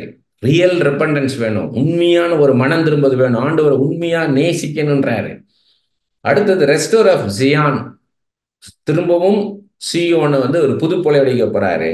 ஆறாவது the triumph of the kingdom of God, ஆண்டவருடைய ராஜ்யத்தினுடைய வெற்றியை சொல்றார். இதுதான் அந்த மொத்த இதுவுமே. இத அந்த விஷன்ஸ் 8 விஷன்ஸ் சொல்றேன். நான் சொல்றேன், நீங்க அதை நீங்க மனசுல வாங்கிக்கங்க, சின்ன குறிப்பா எழுதிக்குவாங்க. ஏன்னா நான் படிச்சுட்டு போனேன்னா உங்களுக்கு அது ஃபாலோ பண்ண கஷ்டமா இருக்கும், ஹார்டா இருக்கும். ஏன்னா இது திரும்ப திரும்ப இதை எனக்கு மறுபடியும் மறுபடியும் மறுபடியும் நான் ஏன் பார்த்தேன்னா, நிறைய பேருக்கு என்ன ஆகும்னா, அப்படி பார்க்கும்போது கொஞ்சம் படிப்பாங்க, புரியல, கஷ்டமா இருக்குன்னு என்ன பண்ணுவாங்கன்னா அது டயர்டாயிரும். ஃபர்ஸ்ட் சொல்றேன், முதல் தரிசனம் 1 7வது வசனத்திலிருந்து 17வது வசனம். Zachariah saw messengers reporting to God that the surrounding nations that had oppressed Judah were living in careless and sinful ease. அதாவது கொஞ்சம் பேர் ஆண்டோட்ட போய் அவர் சொல்றத தரிசனத்துல பார்க்கிறார் சகரியா. அந்த முதல் தரிசனம், ஒரு ராத்திரியில 8 தரிசனங்களை பார்க்கிறார். அந்த முதல் தரிசனம் என்ன பண்ண, சுத்தி இருக்கிற தேசமெல்லாம் இந்த யூதர்களை அவங்கள என்ன பண்றாங்கன்னா தாழ்த்துறாங்க, அவங்களை எதிர்த்து நிக்கிறாங்க. இதை அவங்க சொல்றாங்க ஆண்டவர்கிட்ட. இது எதுக்குன்னு கேட்டீங்கன்னா, Israel was asking, why is not God punishing the wicked? Wicked nations may prosper, but not forever. God will bring upon them the judgment they deserve. இதுல என்ன தெரிஞ்சுக்கணும்னா, நம்மளை எதிர்த்து வருவாங்க. ஊழி செஞ்சாலும் சரி, நீங்க சாதாரணமா இருக்க எதிர்ப்பு விட ஊழி செஞ்சீங்கன்னா பயங்கரமா எதிர்த்து வருவாங்க. அப்படி வந்தாலும் அவங்களை ஏன் ஆண்டவருடைய அனுமதிக்கிறாருன்னு நினைக்காதீங்க. அவங்களுக்கான ஜட்ஜ்மெண்ட் உண்டு, தண்டனை உண்டுன்ற ஆண்டவர் அவங்களுக்கான நீதியை செய்வார் என்றார். இதுதான் அந்த முதல் தரிசனத்தோட செய்தி. 2வது தரிசனம் 1 வசனத்திலிருந்து 21வது வசனம். Zachariah saw 4 horns representing the 4 world powers that oppressed and scattered the people of Judah and Israel. Then he saw 4 craftsmen who will throw down the horns. 4 கொம்புகளை பார்க்கறாங்க. இந்த 4 கொம்புகள் அதுனா வல்லமையான அரசாங்கங்கள் அந்த இஸ்ரவேலர்களையும் யூத ஜனங்களையும் அழிக்கிறதுக்கு வருவாங்க. ஆனா 4 கிராப்ட்ஸ்மேன் இருக்குது. 4 பேர் என்ன பண்ணுவாங்கன்னா, 4 ஆவிகள் இருக்கு, 4 தூதர்கள். அது அவங்க அந்த கொம்புகள் எல்லாத்தையும் எடுத்து எறிவாங்க. இது ஆண்டவர் செய்வார்ன்றது. இதுல மெசேஜ் என்னன்னா, God will always do what he has promised. ஆண்டவர் உங்களுக்கு வாக்குத்தத்தம் பண்ணதை செய்வாரு. After the evil nations had carried out his will in punishing his people, God would destroy these nations for their sin. உங்களை அழிப்பது போல தோணாலும் அவங்க பாவங்கள் நிமித்தம் அவங்களை தூக்கி எரிஞ்சிருவார் ஆண்டவர் என்றதான். அதான் அந்த 2வது தரிசனத்துடைய செய்தி. 3வது தரிசனம் 2 முதல் 13 வசனங்கள். Zachariah saw a man measuring the city of Jerusalem. The city will one day be full of people and God himself will be a wall around the city. இது ஆண்டவருடைய நகரத்தை குறித்து சொல்றாரு. ஆண்டவர் எல்லாத்தையும் என்ன பண்ணுவாருன்னா கைப்பற்றுவாரு. அதுல நிறைய பேர் இருப்பாங்க. அதுல பாத்தீங்கன்னா தமிழ் பைபிள்ல கிழவனும் கிழவியும் இருப்பார்கள், கை குலைப்பிடித்து நடப்பார்கள் இருக்கு. அப்படின்னு என்ன அர்த்தம்னா, நீண்ட ஆயுஷ் நாட்டில் தருவாரு. கர்த்தர் நம்மளை தெரிந்தெடுத்து நம்மளை ஆசீர்வதிக்கும் போது நீடிய ஆயுஷ் நாட்டில் தருவாரு, குறைச்ச காலத்துல மறிக்க மாட்டோம்னு. நிறைய சிறுவர்கள் சிறுமிகள் நிறைந்து காணப்படுவார்கள் இருக்கு தமிழ் பைபிள்ல. அப்படி போல இருக்கும் அந்த நகரம். The city will be restored in God's future kingdom. God will keep his promises to protect his people. ஆண்டவரை பாதுகாப்பார், கொடுத்த வாக்குத்தத்தம் நிறைவேற்றுவார் என்றார். இதான் 3வது செய்தி. நாலாவது தரிசனம் என்னன்னு கேட்டீங்கன்னா, 3ஆம் அதிகாரம் முதல் 10 வசனங்கள். Zechariah saw Joshua, the high priest, standing before God. Joshua's filthy clothes were exchanged for fine garments, and Satan's accusations against him were rejected by God. அழுக்கான வஸ்திரம் தெரிந்தது போல யோசுவா பிரதான ஆசிரியன் காணப்படுறான். அவனுக்கு நல்ல வஸ்திரங்களை கொடுக்க சொல்றாரு. அதுக்கப்புறம் சாத்தான் குற்றப்படுத்துறான், அதெல்லாம் ஆண்டவர் நிராகரிச்சிருவாருன்னு. இது யாருக்குன்னா இஸ்ரேல் ஜனங்களை குறித்து சொல்றாரு, ஒரு சிம்பாலிக்கா. இது நமக்காக சொல்லப்படுறது. நம்மளை யாரும் இப்படி எப்படின்னு சொல்லி பாவி வந்த மாதிரி பாவம் அப்படின்லாம் சொல்லி அவங்க வஸ்திரம் கொடுக்க முடியாது. ஆண்டவர் நம்மளுக்கு நீதியின் வஸ்திரத்தை தரிப்பாரு, நம்மளை ஆசீர்வதிப்பார் நம்மளை அப்படின்னு சொல்றாரு. அவன் சாத்தான் குற்றம் சாட்டுகிறவன், எப்பொழுதும் இரவு பகலா நம்மை குறித்து குற்றம் சாட்டுறதெல்லாம் தூக்கி போட்டுருவாருன்றாங்க. அதுக்கு என்னன்னா, the story of Joshua the high priest pictures how Christ has taken our filthy clothes of sin and replaced them with the pure linen of God's righteousness.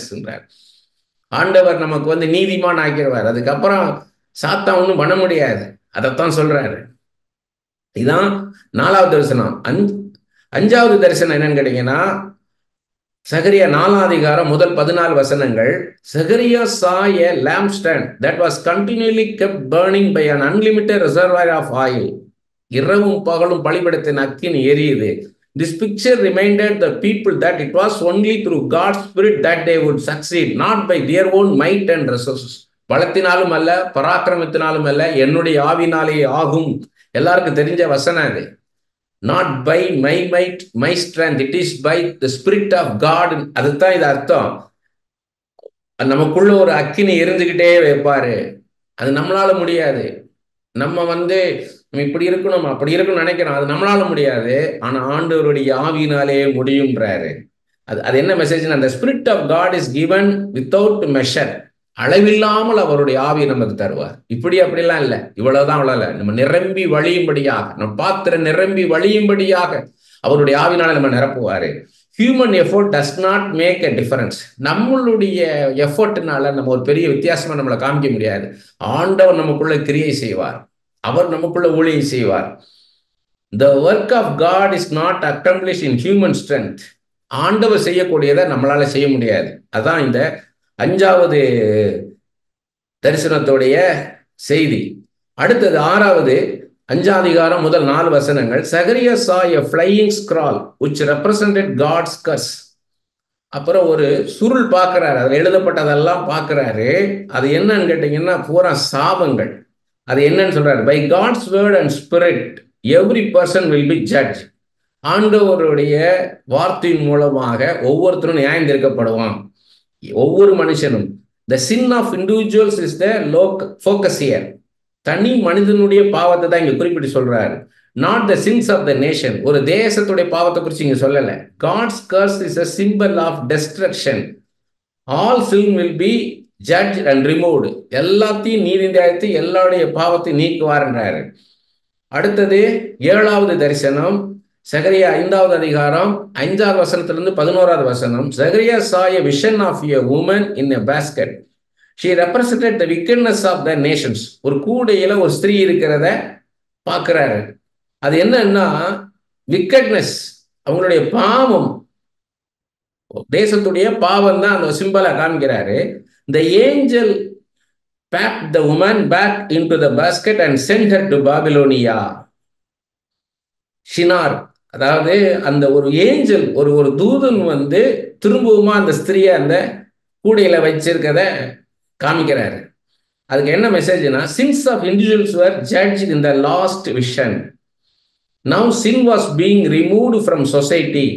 அந்த பாவத்தெல்லாம் ஆண்டவர் நீக்கி போடுவார்ன்றத சொல்றாரு. Sin has to be eradicated in order to clean up both nations and individuals. பாவத்தை மனுஷனை விட்டு நீக்குவது மூலமாக தனிப்பட்ட மனுஷனது பாவத்தை நீக்குவோம், ஒரு தேசத்தின் பாவத்தையே எடுத்துருவேன்றாரு, நீக்கி போடுவேன்றாரு. 8வது தரிசனம் 6ஆம் அதிகாரம் முதல் 8 வசனங்கள். Zechariah saw a vision of 4 chariots, each pulled by a team of horses of a different color. The chariots represented God's judgment on the world. One was sent north, the direction from which most of Judah's enemies came. The others were sent to patrol the world, ready to execute judgment at God's command. இப்ப என்னன்னா 4 ரதங்களை 4 chariotsன்றது 4 ரதங்கள். அது 4 ரதங்களும் குதிரைகள் விதவிதமான கலர்ல இருக்குது. என்னன்னு கேட்டீங்கன்னா ஆண்டவருடைய ஜட்ஜ்மெண்ட், நியாய தீர்ப்பு குறித்து சொல்றது. அது வந்து என்னன்னா அதோட செய்தி என்னன்னு கேட்டீங்கன்னா, judgment will come upon those who oppress God's people. நம்மளை எதிர்த்து நிற்கிறவங்க, நம்மளை அழிக்க நினைக்கிறவங்க மேல நியாய தீர்ப்பு வரும்ன்றாரு. And it will come in God's time and at his command. அது அவருடைய நேரத்துல சரியா செய்வேன்றார். இது எதுக்குன்னு அவங்களுக்கு ஒரு ஹோப்பை கொடுக்கறதுக்காக சொல்றார். சகரியாவுக்கு இந்த 8 தரிசனங்களையும் ஆண்டவர் கொடுத்தது எதுக்குன்னு கேட்டீங்கன்னா, அந்த அந்த அது அது வந்து அவங்களுக்குள்ள ஒரு நம்பிக்கையை கொடுக்கறதுக்காகத்தான். இந்த சகரியா அதுல முக்கியமான வசனம் பார்த்தீங்கன்னா 2ஆம் அதிகாரம் 8வது வசனம் சொல்ற பாருங்க, உங்களை தொடுகிறவன் அவருடைய கண்ணின் மணியை தொடுகிறான். ஆண்டவர் நம்ம கூட இருக்கிறார். உன்னை தொடுகிற கண்ணின் மணியை தொடுகிறான், அப்பதான் சொல்றாரு. அடுத்தது 4ஆம் அதிகாரம் 6வது வசனம், 1ஆம் அதிகாரம் 3ஆம் அதிகாரம் 4வது வசனம், சிறந்த வஸ்திரங்களை தரிப்பித்தேன்றார். நீதியின் வஸ்திரத்தை நமக்கு தருவாரு என்றார். நம்மளை பரிசுத்தமாக்குவார். நம்மளை பரிசுத்தமாக்கி நான் இப்படி இருக்கனே அப்படி இருக்கேன்னு நினைக்கிறோம். அதை ஆண்டவர் என்ன பண்ணுவார்னா மாத்துவார். நம்மளை அவருடைய கல்வாரி சிலுவையில இயேசுக்கு சிந்தின ரத்தத்தால நம்மளை கழுவி சுத்திகரித்து நம்மளை பரிசுத்தப்படுத்தி, இந்த உலக கரை நம்மளை உலகத்துல குற்றம் சுமத்திக்கிட்டே இருப்பான் சாத்தான். இந்த உலகத்தின் பாவத்தை வச்சு அதெல்லாம் எடுத்து போட்டு நம்மளுக்கு நீதியின் வஸ்திரத்தை தரிப்பாரு. அதுக்கப்புறம் நம்மளை சிரசின் மேல பாகையை வைப்பான்றாரு. நம்ம கிரீடம் சுட்டுவான்னு என்ன அர்த்தம்? நம்மளை மகிமையா உயர்த்துவார். நம்மளை அது பலத்தினாலும் அல்ல, பராக்கிரமம் 4ஆம் அதிகாரம் 6வது வசனத்துல பலத்தினாலும் அல்ல பராக்கிரமத்தினாலும் அல்ல என்னுடைய ஆவினால் ஆகணும். இல்லை நம்ம ஹியூமன் எஃபர்ட் எல்லாம் செஞ்சுன்னு நினைக்க கூடாது. நம்மளை உருவாக்குறது அவர் தான். அவருக்கு நம்ம இடம் கொடுத்தோம்னா போதும். ஆண்டவரே என் குறைவுகளை நிறைவாக்குமப்பா, என் பாத்திரத்தை நிரப்புங்கன்னா போதும். அவர் நமக்குள்ள நம்ம ஊழியம் செய்வார், நம்மளை பரிசுத்தப்படுத்துவார், நம்மளை அவரை போல நீதிமானாக்குவார், அவரை போல பரிசுத்தத்தை தருவார், அவருடைய சாயலை நமக்கு தருவார். இதுல பாத்தீங்கன்னா 10வது வசனம், சகரியா 4ஆம் அதிகாரம் 10வது வசனம், அற்பமான ஆரம்பத்தினாலே யார் அசட்டை பண்ணலாம் என்றாரு. நம்மளுடைய ஊழியம் அற்பமா இருக்குன்னு மற்றவங்க சொல்லலாம். என்ன பெரிய ஊழியம், ஏதோ 20 பேரை வச்சுக்கிட்டு ஒரு பைபிள் ஸ்டடி எடுத்துக்கிட்டு இருக்காரு, எப்ப அங்க ஊழியம் போறாருங்க யாருக்கு தெரியும்னு சொல்லலாம். அதுக்கு நம்ம சோர்ந்து போகக்கூடாது. அதுதான் சொல்றாரு, டிஸ்கரேஜ் ஆகிடாதீங்க. ஏன்னா அவன் ஹியூமன் பெர்ஸ்பெக்டிவ பார்த்து சொல்லுவாங்க, ஊழியம்னா அப்படி இருக்கணும் இப்படி இருக்கணும். அது அவன் சொல்றது. உங்களை அழைச்சவர் ஆண்டவர், அவர் உங்கள் மூலமாக மகிமை வெளிப்படுத்துவார். அதை மட்டும் தான் நீங்க பார்க்கணும். உங்க அற்பமான அந்த ஆரம்பத்தை மறந்துடாதீங்க. இப்படித்தான் இருக்கும். நீங்க பாக்குற பெரிய பெரிய ஊழியத்தெல்லாம் முதல்ல ஒரு ஆரம்பம் இப்படித்தான் இருந்திருக்கும். அதுக்கப்புறம் தான் அவங்க மேல எழுப்பி வந்தாங்க. அதனால என்ன ஆயிருந்துங்க, சோர்ந்து போகாதீங்கன்றாரு. 2 ஒலிவு மரங்கள் இருக்கே, அங்க 2 கிளைகள் இருக்கே. சர்வலோகத்துக்கும் ஆண்டவராய் இருக்கிறவரின் சமூகத்தில் நிற்கிற அபிஷேகம் பெற்றவர்கள், அனாயிண்டட் பீப்புள். அதுதான் என்னுடைய ஆவினால் ஆகுன்றாரு. நான் உன்னை அபிஷேகித்திருக்கிறேன், என்னுடைய வல்லமை உனக்குள்ள இருக்குது. நீ நினைப்பதற்கும் நீ வேண்டிக் கொள்வதற்கும் மிகவும் அதிகமாய் உனக்குள்ளே கிரியை செய்யக்கூடிய என்னுடைய வல்லமை உனக்குள்ள வச்சிருக்கிறேன். அந்த வல்லமையின்படி நான் உன்னை கொண்டு செய்வேன்றார். உன் பலத்தினால பராக்கிரமம் செய்ய முடியாது, நான் செய்வேன்றார். இதுதான் அது ஆண்டவர் சொல்லக்கூடிய காரியம். அந்த சகரியா புஸ்தகத்துல அவருடைய பார்த்தீங்கன்னா 6ஆம் அதிகாரம் 12வது வசனம் பார்த்தீங்கன்னா, ஒரு புருஷன் அவருடைய நாமம் கிளை எனப்படும், அவருடைய தம்முடைய ஸ்தானத்திலிருந்து முளைத்தெழும்பி கர்த்தருடைய ஆலயத்தை கட்டுவார்ன்றாரு. கிளை கிளை கிளைன்றது பார்த்தீங்கன்னா இயேசு சொல்றாரு, இயேசு கிறிஸ்து நம் மூலமாக வெளிப்படுவார். அதைத்தான் சொல்றாரு, அவர் வெளிப்படுவார். நீங்க ஊழியத்தை செஞ்சு வந்தீங்கன்னா போதும், அவர் அவர் அவர் என்ன செய்யணுமோ அதை நம்மளை கொண்டு செஞ்சுட்டு போயிடுவார். நம்மளை யூஸ் பண்ணுங்க ஆண்டவரே நம்ம கொடுத்தா போதும். என்ன ஆண்டவரே என்னை யூஸ் பண்ணுங்கப்பா அப்படின்னு சொன்னீங்கன்னா போதும், என் மூலமா வெளிப்படுங்கன்னு. யாரு தன்னை முழுமையா ஒப்புடுறாங்க அவங்களும் முழுமையா வெளிப்படுவார். ஸ்மித் விகில்ஸ்வரத்தை ஆண்டவர் அவ்வளவு வல்லமையா பயன்படுத்தினாருன்னா முழுமையா விட்டு கொடுத்தார். ஸ்மித் விகில்ஸ்வரத்தை முழுமையா விட்டு கொடுத்தார். அவர் ஒரே இதுதான். ஃபெய்த்தை பத்தி சொல்லும் போதே சொல்றாரு, நம்ம ஃபெய்த்துக்கும் ஜீசஸ்குள்ள இருந்த ஃபெய்த்தும் வேற. நமக்கு தேவை இயேசுக்குள்ள இருந்த விசுவாசம் தான்ற. இயேசுக்குள்ள விசுவாசம் பெருசு. அப்படி போல நமக்குள்ள விசுவாசம் வேணும். பெரிய காரியங்களை செய்யணும். ஆண்டவரே அப்படின்னு நீங்க நீங்க விரும்பணும். உங்களுடைய வல்லமை எனக்கு வெளிப்படணும் அப்பா அப்படின்னு சொல்லணும். இதுதான் சகரியா புஸ்தகம். சகரியா புஸ்தகத்துல தெரிய வேண்டியது இதுதான். அடுத்தது மல்கியா புஸ்தகம்.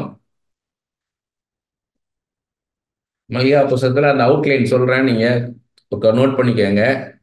முதல்ல கர்த்தருடைய அன்பை வெளிப்படுத்துறாரு. அடுத்து ஆசாரியரின் பாவங்களையும் சாபத்தையும் குறித்து சொல்றாரு. அடுத்தது மக்களின் பாவங்களையும் நியாயத்திற்கு குறித்து சொல்றாரு. அடுத்தது கர்த்தரின் மக்களுக்கு உள்ள வாக்குறுதிகளை சொல்றாரு. இதுதான் மல்கியா புஸ்தகம். பாத்தீங்கன்னா அதுல 2வது வசனம் 3வது வசனம், முதல் அதிகாரத்துல 2, 3 வசனங்கள் பாருங்க. நான் உங்களை சிநேகித்தேன் என்று கர்த்தர் சொல்லுகிறார், அதற்கு நீங்கள் எங்களை எப்படி சிநேகிக்கிறீர் என்கிறீர்கள். பாருங்க, டவுட் வருது. ஆண்டவர் நம்மளை நேசிக்கிறார்ன்றதுக்கு நிறைய பேருக்கு டவுட் இருக்குது. ஆண்டவர் என்னை நேசிக்கிறாரா? ஏன்னா நம்ம வாழ்க்கையில் நடக்கிற காரியங்களை பார்க்கும்போது அதை வச்சு நம்ம எடை போடுறோம். நம்ம காரியங்கள் நடக்கணும் போது ஆண்டவர் என்னை நேசிக்கல, என் ஜெபத்தை கேட்கல, என்னை ஆண்டவர் வெறுக்கிறாரு அப்படின்னு நினைக்கிறோம். மற்ற ஜனங்களும் சொல்லுவாங்க, நம்மளை சுற்றி இருக்கிற ஜனங்களும் சொல்லுவாங்க, உங்களுக்கு ஒன்றும் ஊழியமே இல்லையேங்க, சும்மா தானே உட்காந்துருக்கீங்கன்ற மாதிரி பார்ப்பாங்க. அது ஹியூமன் ஸ்கேல். அது அந்த நான் நேசிக்கிறேன்றார் ஆண்டவர் நீர் எங்களை எப்படி சிநேகிக்கிறீன்னு கேட்குறாங்க. டவுட்.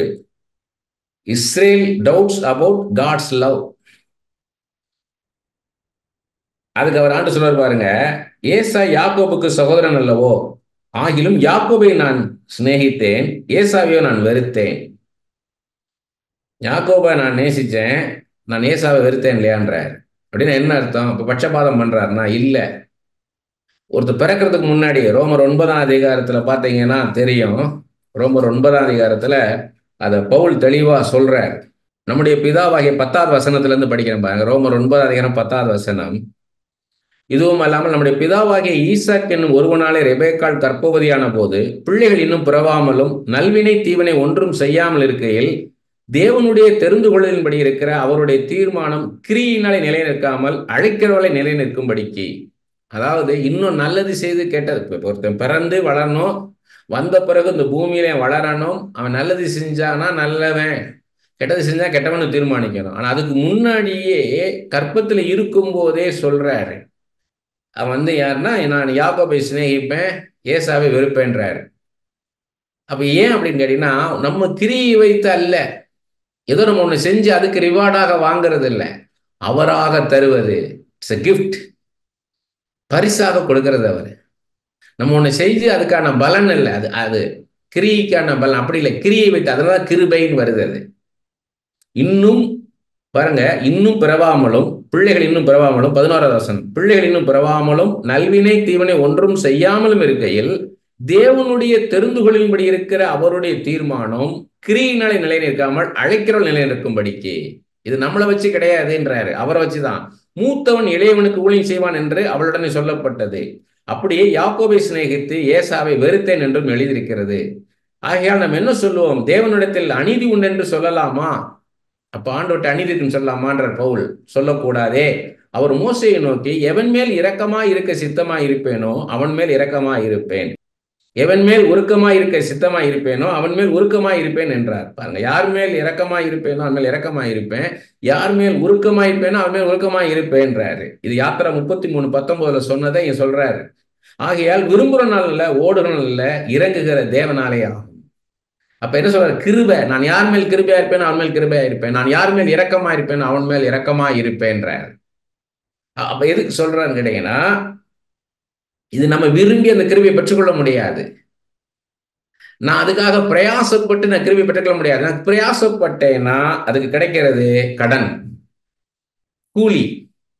அது கிருபை கிடையாது. நான் ஒண்ணுமே செய்யாம இருக்கும்போது எனக்கு கிடைக்கிறதா கிருபை. அவர் அவர் எப்படி இருக்கிறார்ன்றத சொல்றாரு. அதான் சொல்றாரு. அப்ப என்ன எப்படி சிநேகிக்கணும்னு கேட்க, நான் உன்னை சிநேகிக்கிறேன்றாரு. ஆனா நம்ம நினைக்கிறோம், நம்ம ஏதாவது ஒண்ணு செஞ்சு நம்ம செய்யறதை வச்சு அவரை தீர்மானம் பண்றோம். நான் இப்படி இருந்தா எப்படின்றான். நீ எப்படி இருந்தாலும் சரி. அதான் பவுல்கிட்ட சொன்னாரு. பவுல் சொன்னாரு, நான் பரிபூர்ணமா இருக்கேன், எல்லாத்திலும் நிறைவுள்ளவனா இருக்கேன், ஒரே ஒரு குறை இருக்குது, சாத்தானால கொடுக்கப்பட்ட முள்ளா இருக்குது, அதை எடுத்து போடும். 3 முறை கேட்டேன்றாரு. 3 முறைன்னா ஃபர்ஸ்ட், செகண்ட், தேர்ட் அப்படி இல்லை, மல்டிபிள் டைம்ஸ், பல தடவை கேட்டேன்றார். ஆண்டவர் ஆனா அதுக்கெல்லாம் செவி கொடுக்கலன்றார். ஆனா ஆண்டவர் என்ன பேசினார்னு கேட்டீங்கன்னா, ஏன் உன் பலத்தையும் பலவீனத்தையும் பார்க்கிற? நான் உன் மேல கிருபையா இருக்கிறேன், அந்த கிருபை உனக்கு போதும். உன் பலவீன நிமித்தம் நான் உன் மேல கிருபையா இருக்கிறேன், அந்த கிருபை உனக்கு போதும். My grace is sufficient for you. அப்பதான் பவுல் சொன்னாரு, நான் அந்த பலவீனத்தும் பெருமை பாராட்டுகிறேன். நீ ஒன்னே பார்க்காத, என்ன பாருன்ற. நான் உன் மேல வச்சிருக்க கிருபையை பாருன்றார். உன் பலத்தையும் உன் பலவீனத்தையும் உன் பராக்கிரமத்தையும் உன்னால் என்ன முடியும் அப்படி பார்க்காத, என்னை பாருன்றாரு. அதைத்தான் தொடங்குறாரு. அதை பார்த்தீங்கன்னா முக்கியமானது 6வது வசனம், 1ஆம் அதிகாரம் 6வது வசனம். மல்கியா, குமாரன் தன் பிதாவையும் ஊழியக்காரன் தன் எஜமானையும் கனம் பண்ணுகிறார்களே. ஒருத்தன் அவங்க அப்பாவை தகப்பனார கனம் பண்றான், ஒரு வேலைக்காரன் எஜமான கனம் பண்ணுகிறான். நான் பிதாவானால் என் கணம் எங்கே, நான் எஜமானானால் எனக்கு பயப்படும் பயம் எங்கே என்று சேனையின் கர்த்தர் தம் நாமத்தை அசட்டை பண்ணுகிற ஆசாரியர்களை உங்களை கேட்கிறார். அதற்கு நீங்கள் நாமத்தை எதனாலே அசட்டை பண்ணுகிறோம் என்றீர்கள். ஆசாரியர்களை பார்த்து சொல்றாரு, என்னுடைய கணம் எங்கேன்னு கேட்கிறாரு. நான் தகப்பனா இருந்தா தகப்பனுடைய கணம் என்ன, எஜமான எஜமானுக்காக அப்படியாவது கணம் எங்கன்னு கேட்கிறாரு. நாங்க எப்போ உங்களுடைய அசட்டை பண்ணோம்னு கேட்கிறாங்க. அதுக்கு சொல்றாரு 7வது வசனம், என் பீடத்தின் மேல் அசுத்தமான அப்பத்தை படைக்கிறதுனாலேயே, ஆனாலும் எதனாலே அசுத்தப்படுத்தணும் என்கிறீர்களே, கர்த்தருடைய பந்தி எண்ணமற்று போயிட்டு நீங்கள் சொல்லுகிறதுனாலேயே. நீங்க கொடுக்கிற காணிக்கைகள் சரி கிடையாதுன்றாரு. இட்ஸ் நாட் ப்ராப்பர் ஆஃபரிங்ன்றாரு. அதனால என்ன அசட்டை பண்றீங்கன்றாரு. நீங்கள் கண் ஊனமானதை பலியிட கொண்டு வந்தாலும் அது பொல்லாப்பல்ல, நீங்கள் கால் ஊனமானதையும் நசல் பிடித்ததையும் கொண்டு வந்தாலும் அது பொல்லாப்பல் என்கிறீர்களே, அதை உன் அதிபதிக்கு செலுத்து, அவன் உன்மேல் பிரியமாய் இருப்பானோ, உன் முகத்தை பார்ப்பானோ என்று சேனையின் கர்த்தர் கேட்கிறார். நசல் கொண்டதையும் ஊனமானதையும் குருடையும் கொண்டாந்து எனக்கு கொடுக்கிறையே. என்ன இவங்க அசட்டை பண்றாங்க, ஆண்டவருக்கு நிர்விசாரமா இருக்காங்க ஆண்டவருடைய காணிக்கை கொடுக்கறதுல. அப்ப we should be very careful. ஆண்டவர் காணிக்கை கொடுக்கும் போது நம்ம ரொம்ப ரொம்ப கவனமா இருக்கணும். அதைத்தான் சொல்றாரு. இப்போது தேவனுடைய சமூகத்தை நோக்கி கெஞ்சுங்கள், அப்பொழுது நம்மேல் இறங்குவார். இது உங்களாலே வந்த காரியம், அவர் உங்களை அங்கீகரிப்பாரோ என்று சேனையின் கர்த்தர் கேட்கிறார். உங்களில் எவன், 10வது வசனம், உங்களில் எவன் கூலி இல்லாமல் கதவுகளை போட்டுவான், என் பலிபீடத்தின் மேல் அக்கினியை கூலி இல்லாமல் கொளுத்தவும் மாட்டீர்கள். உங்கள் பேரில் எனக்கு பிரியமில்லை என்று சேனையின் கர்த்தர் சொல்கிறார். உங்கள் கைகளில் உள்ள காணிக்கை எனக்கு உகந்ததல்ல. இவங்க ஆசாரிகள் செய்யுது சரியில்லைன்றாரு ஆண்டவர். அதுக்கு 11வது வசனம் சொல்றாரு பாருங்க, சூரியன் உதிக்கிற திசை தொடங்கி அது அஸ்தமிக்கிற திசை வரைக்கும் என் நாமம் ஜாதிகளுக்குள்ளே மகத்துவமாய் இருக்கும். எல்லா இடங்களிலும் என் நாமத்துக்கு தூபமும் சுத்தமான காணிக்கையும் செலுத்தப்படும். என் நாமம் ஜாதிகளுக்குள்ளே மகத்துவமாய் இருக்கும் என்று சேனைகள் சொல்லும். எல்லா இடங்களிலும் என்னுடைய நாமம் மகிமைப்பட போகுதுன்றாரு. இந்த ஒரு ஆலயத்துக்குள்ள உட்காந்து ஒரு கட்டடத்துக்குள்ள உட்காந்து போய் நினைக்காத, என் மினிஸ்ட்ரி ஒண்ணு சார்ந்தது இல்லை, இது என்னுடைய ஊழியம், it's my ministry, I May depend upon you. நான் உன்னை சார்ந்து இருக்கலாம், உன்னை நம்பி இருக்கலாம், ஆனா அதுக்காக நீ இப்படி பண்ணாத, நான் யாருனாலும் வச்சு ஊழியம் பண்ணிடுவேன்றாரு. அதான் நம்மகிட்ட சொல்றாரு. இன்னைக்கு ப்ராஃபஸி அதுதான் நமக்கு. நீங்க நினைக்காதீங்க இவங்க உங்க கைக்கு உங்களை வச்சுதான் ஊழியம் பண்ணுவார் நினைக்காத. நான் அவங்கள தாண்டி உன்ட்ட வந்திருக்கிறேன். ஏலியா தாண்டி சாமுவேல்ட்ட வந்த மாதிரி நம்மகிட்ட வந்திருக்கிறாரு. ஏலிட்ட பேசுறதை நிறுத்திட்டாரு, சாமுவேல்ட்ட பேச ஆரம்பிச்சிட்டாரு. யார் 5 வயசு சாமுவேல்ட்ட பேசுறாருங்க, 98 வயசு ஏலிட்ட பேசுறதை நிறுத்திட்டாரு. அநேக நாட்கள் கர்த்தருடைய வார்த்தை இல்லாம இருந்தது, தரிசனம் இல்லாமல் இருந்ததுன்றாரு. சாமுவேல்ட்ட வந்துட்டாரு, நம்மகிட்ட வந்துட்டாரு அவரு. நீங்க போய் அங்க போய் நிக்காதீங்க, ஏலிட்ட போய் நிக்காத, சாமுவேலே சாமுவேலே ஏலிட்ட போய் நிக்காத, நான் உன்கிட்ட பேச ஆரம்பிச்சிட்டேன். அந்த ஆசாரிகள் சரியில்லைன்றத சொல்றாரு பாருங்க. 12வது வசனம், நீங்களோ கர்த்தருடைய பந்தி அசுத்தமானது என்றும் அதன் ஆகாரமாகி அதன் பலன் அற்பமானது என்றும் சொல்லுகிறதுனாலே என் நாமத்தை பரிசுத்த குலைச்சல் ஆக்கிறீர்கள். இதோ இது எவ்வளவு வருத்தம் என்று சொல்லி அதை ஒரு திறனமாய் பேசி, திறனமானா அவமதிக்கிறது, இகழ்ச்சியா பேசுறது, பீருண்டதையும் கால் ஊனமானதையும் நசல் உண்டதையும் கொண்டு வந்து காணிக்கையாக செலுத்தீர்கள் என்று சேனையின் கர்த்தர் சொல்லுகிறார். அதை உங்கள் கைகளில் அங்கீகரித்துக் கொள்வோன் என்று கர்த்தர் கேட்கிறார். தன் மந்தையில் கடாய் இருக்கையில் கெட்டுப்போனதை ஆண்டவருக்கு நேர்ந்து கொண்டு பலியிடுகிற கபடஸ்தன் சபிக்கப்பட்டவன். என் நாமம் ஜாதிகளுக்குள்ளே பயங்கரமாய் இருக்கும், நான் மகத்துவமான ராஜா என்று சேனையில் கர்த்தர் சொல்லுகிறார். எதையோ உனக்கு கொடுக்காத, உச்சிதமானதை நான் உனக்கு கொடுக்கிறேன். நீ எனக்கு உச்சிதமானது, நீ என்னை எவ்வளவாக நேசிக்கிறாய் என்பதை உன் காணிக்கையில நான் பார்க்கிறேன். நீ கொடுக்குற காணிக்க அன்பை வெளிப்படுத்துறது, நீ எப்படி எவ்வளவு அன்பு கூறுறன்றதை நான் பார்க்கிறேன்றாரு. அந்த 2 காசு துட்டு போட்டதை பார்க்கிறாரு. அவள் தனக்கு ஜீவனத்துக்குள்ள எல்லாத்தையும் கொடுத்துட்டு அப்படின்னு அர்த்தம். என் ஆதாரம் அவர் தான், இந்த காசை வச்சு கிடையாது. என் கர்த்தர் அவ்வளவாக நேசிக்கிறான். இந்த ஏழை விதவை அவங்கெல்லாம் இருக்கிறது வந்து பரிபூர்ணத்துல இருந்து கொஞ்சமா கொடுத்தாங்க. ஆனா தன் இருதயத்தையே காமிச்சிட்டாவா, முழு இருதயத்தோடு என்னை நேசிக்கிறா பாருன்னு காமிக்கிறாரு. அப்படி போல நம்ம கொடுக்கணும், கொடுக்கறத பத்தி சொல்றாரு. ஒரு காம்ப்ரிஹென்ஷன் சொல்றேன், அதை நீங்க புரிஞ்சுக்கிட்டீங்கன்னா நான் சொல்றதெல்லாம் உங்களுக்கு ஃபாலோ பண்ண முடியும். இவங்க ஆசாரிகளுடைய இந்த நெகட்டிவான காரியம் வந்து என்னாச்சுங்கன்னா ஜனங்களை பாதிக்குது.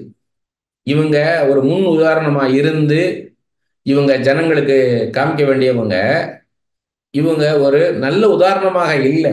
அது இவங்களுடைய கெட்ட நடத்தை வந்து ஜனங்களை பாதிக்குது. முதலாவது காரியம், negative influence of the priest upon the people. ரெண்டாவது, டிவோர்ஸ், விவாகரத்து பண்றாங்க. இந்த ஜனங்கள் வந்து, ஆண்கள் வந்து இஷ்டம் போல விவாகரத்தை பண்ணிட்டு பாகாலை வணங்குகிற மற்ற விக்கிரகங்களை வணங்குகிறவங்களை போய் திருமணம் பண்றாங்க.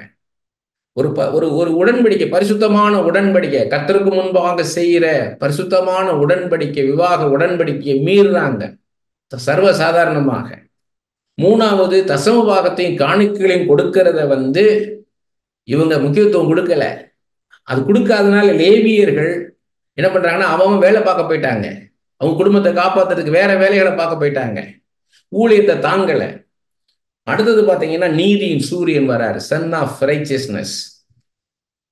வந்து நீதியின் சூரியன் வந்து உதிக்குது, ஆண்டவர் வர்றாரு, அதுக்கப்புறம் வரப்போறாரு, ஆண்டவர் வரப்போறாரு. அதுக்கு முன்னாடி என்ன ஆகுன்னு கேட்டீங்கன்னா, அந்த ஆண்டவர் முதல் வருகை வேற. அடுத்தது என்ன ஆகுதுன்னு கேட்டீங்கன்னா, யோவான் ஸ்நானகன் வருகிறார். யோவான் ஸ்நானகன் வருகிறாரு.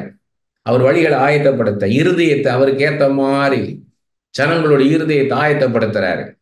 யோவான் ஸ்நானகன் குறித்து என்ன சொல்லும்போது, இந்த மல்கியால வந்து பாத்தீங்கன்னா கடைசியில சொல்றாரு பாருங்க.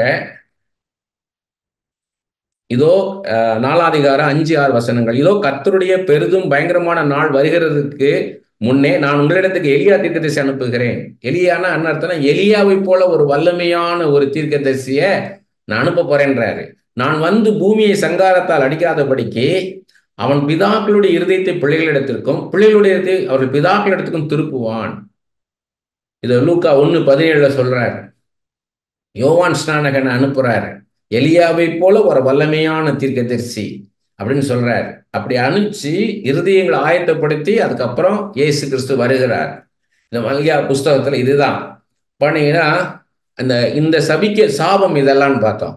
ஆசாரியர்கள் செய்கிறதுனால சாபம் வருது. அதுக்கப்புறம் பாருங்க, 2வது அதிகாரத்துல 2வது வசனம், முதல் 2 வசனங்கள். இப்போதும் ஆசாரிகளே, இந்த கட்டளை உங்களுக்குரியது. நீங்கள் கேளாமலும் என் நாமத்துக்கு மகிமையை செலுத்தும்படி இதை சிந்தாமலும் இருந்தால் நான் உங்களுக்குள்ளே சாபத்தை அனுப்பி உங்கள் ஆசீர்வாதங்களை சாபமாக்குவேன். ஆம், நீங்கள் அதை சிந்தியாமல் போனதினால் அவைகளை சபித்தேன் என்று கர்த்தர் சொல்லுகிறார். ஆசீர்வாதத்தை சாபம் மாற்றுவான். ஆசீர்வாதம் இல்லைனாலே அது சாபம். அப்ப முக்கியமா அதை சொல்லி பார்க்கணும்னா, 7வது வசனம், 2வது அதிகாரம் 7வது வசனம் அவங்க எப்படி இருக்கணும்னு சொல்றாரு. ஆசாரியனுடைய உதடுகள் அறிவை காக்க வேண்டும், வேதத்தை அவன் வாயிலே தேடுவார்கள், அவன் சேனைகளுடைய கர்த்தரின் தூதன். இப்ப பிரையாரிட்டி எது இருக்கணும்னா, ஊழியத்துல வார்த்தை, என் வசனத்தை உங்க வாயில தேடுவாங்கன்ற, அதான் ஊழியம். உங்கள்கிட்ட வர ஜனங்கள் வந்து ஆண்டவர் என்ன சொன்னார்னு கேட்க வருவாங்க. இப்ப என்ன சொல்றாரு என்னை குறித்தேன்னு. அப்போ உங்கள்கிட்ட வேதம் நிரம்ப இருக்கணும்.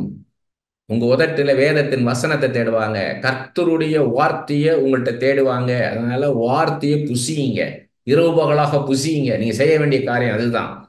என்னை யூஸ் பண்ணுங்கன்னா நம்ம அதுக்கு பிரயாசப்படணும். கிருபியாய் நம்மளுக்கு அதை செய்வாரு, நம்மளை தெரிந்து கொள்வாரு, அது கிருபை. ஆனா அதுக்கு அந்த கிருபையை தக்க வைத்துக் கொள்வதற்கு நம்ம அதிகமாக பிரயாசப்படணும்.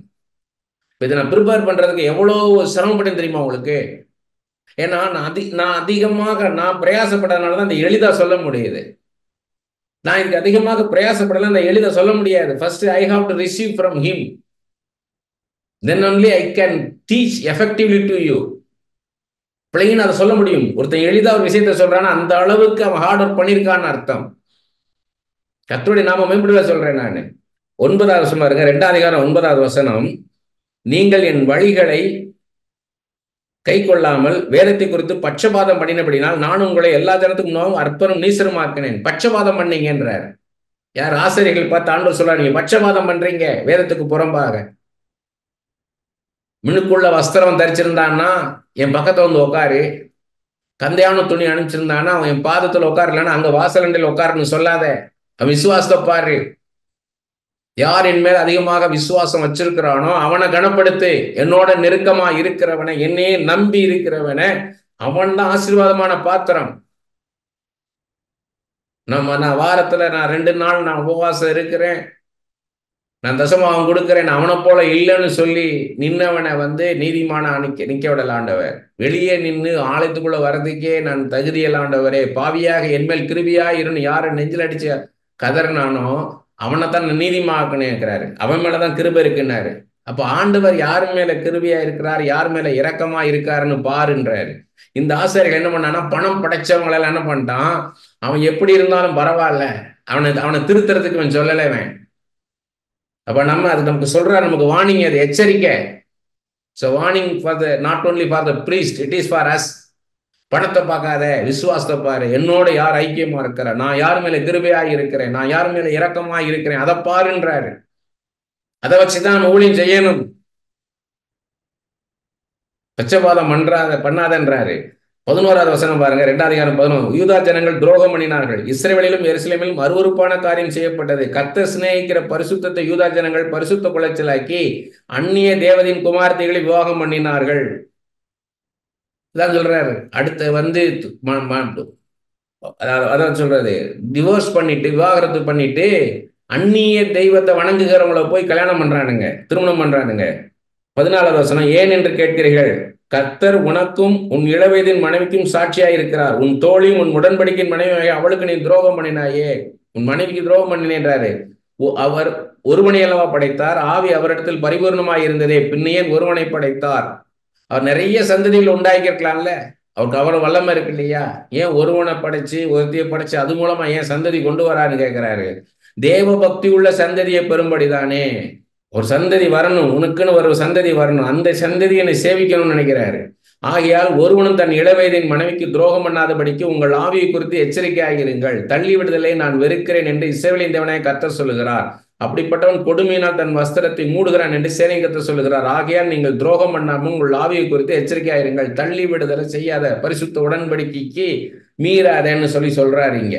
அடுத்தது 3 அதிகாரம் 8வது வசனத்திலிருந்து பாருங்க. 3 அதிகாரம் 8வது வசனத்திலிருந்து கொடுக்கறத பத்தி, மனுஷன் தேவனை வஞ்சிக்கலாமா? நீங்களும் என்னை வஞ்சிக்கிறீர்கள், எதிலுமே வஞ்சித்தோம் என்கிறீர்கள், தசம பாகத்திலும் காணிக்கையிலும் தானே. நீங்கள் சபிக்கப்பட்டவர்கள், ஜனத்தாராய் நீங்கள் எல்லாரும் என்னை வஞ்சித்தீர்கள். என் ஆலயத்தில் ஆகாரம் உண்டாயிருக்கும்படி தசம பாகங்களை எல்லாம் பண்டசாலையிலே கொண்டு வாருங்கள். அப்பொழுது நான் வானத்தின் பலகனையும் திறந்து இடங்கொள்ளாமல் போக மட்டும் உங்கள் மேல் ஆசீர்வாதத்தை வருஷிக்க மாட்டேன் என்று அதனால் என்னை சோதித்து பாருங்கள் என்று சேனையின் கர்த்தர் சொல்லுகிறார். அப்ப அவர் சொல்றாரு, தசம பாகத்தை கொண்டாந்து கொடுங்க அப்படின்றாரு. இந்த இந்த தசம பாகத்தை குறித்து எங்கெல்லாம் இருக்குது அப்படின்றத குறித்து நான் வசனங்களை சொல்றேன், நீங்க நோட் பண்ணிக்கோங்க. ஏன்னா அது எல்லாருக்கும் தெரிஞ்சதுதான். முதலாவது தசமபாகம் எங்க இருக்குன்னு கேட்டீங்கன்னா, ஆபிரகாம் மெல்கிசேதேக்குக்கு தசமபாகம் கொடுத்தாரு. ஆதியாகமம் 14 அதிகாரம் 20வது வசனம். அடுத்தது தசமபாகம் குறித்து வரிசையா நான் சொல்றேன், அதை எழுதிக்கோங்க எங்கெங்க இருக்குன்னு. லேவியராகமம் 27 அதிகாரம் 30லிருந்து 32 வசனங்கள். அவங்களுடைய பயிர் வகைகள், அவங்களுடைய கனிகள், அது எல்லாத்துலேயும் அவங்களுடைய மாட்டு மந்தல் எல்லாத்துலேயுமே அந்த முதல் பணிகள் எடுத்து தசமபாகத்தை எடுத்து கர்த்தருக்கு கொடுக்கறத சொல்கிறாரு.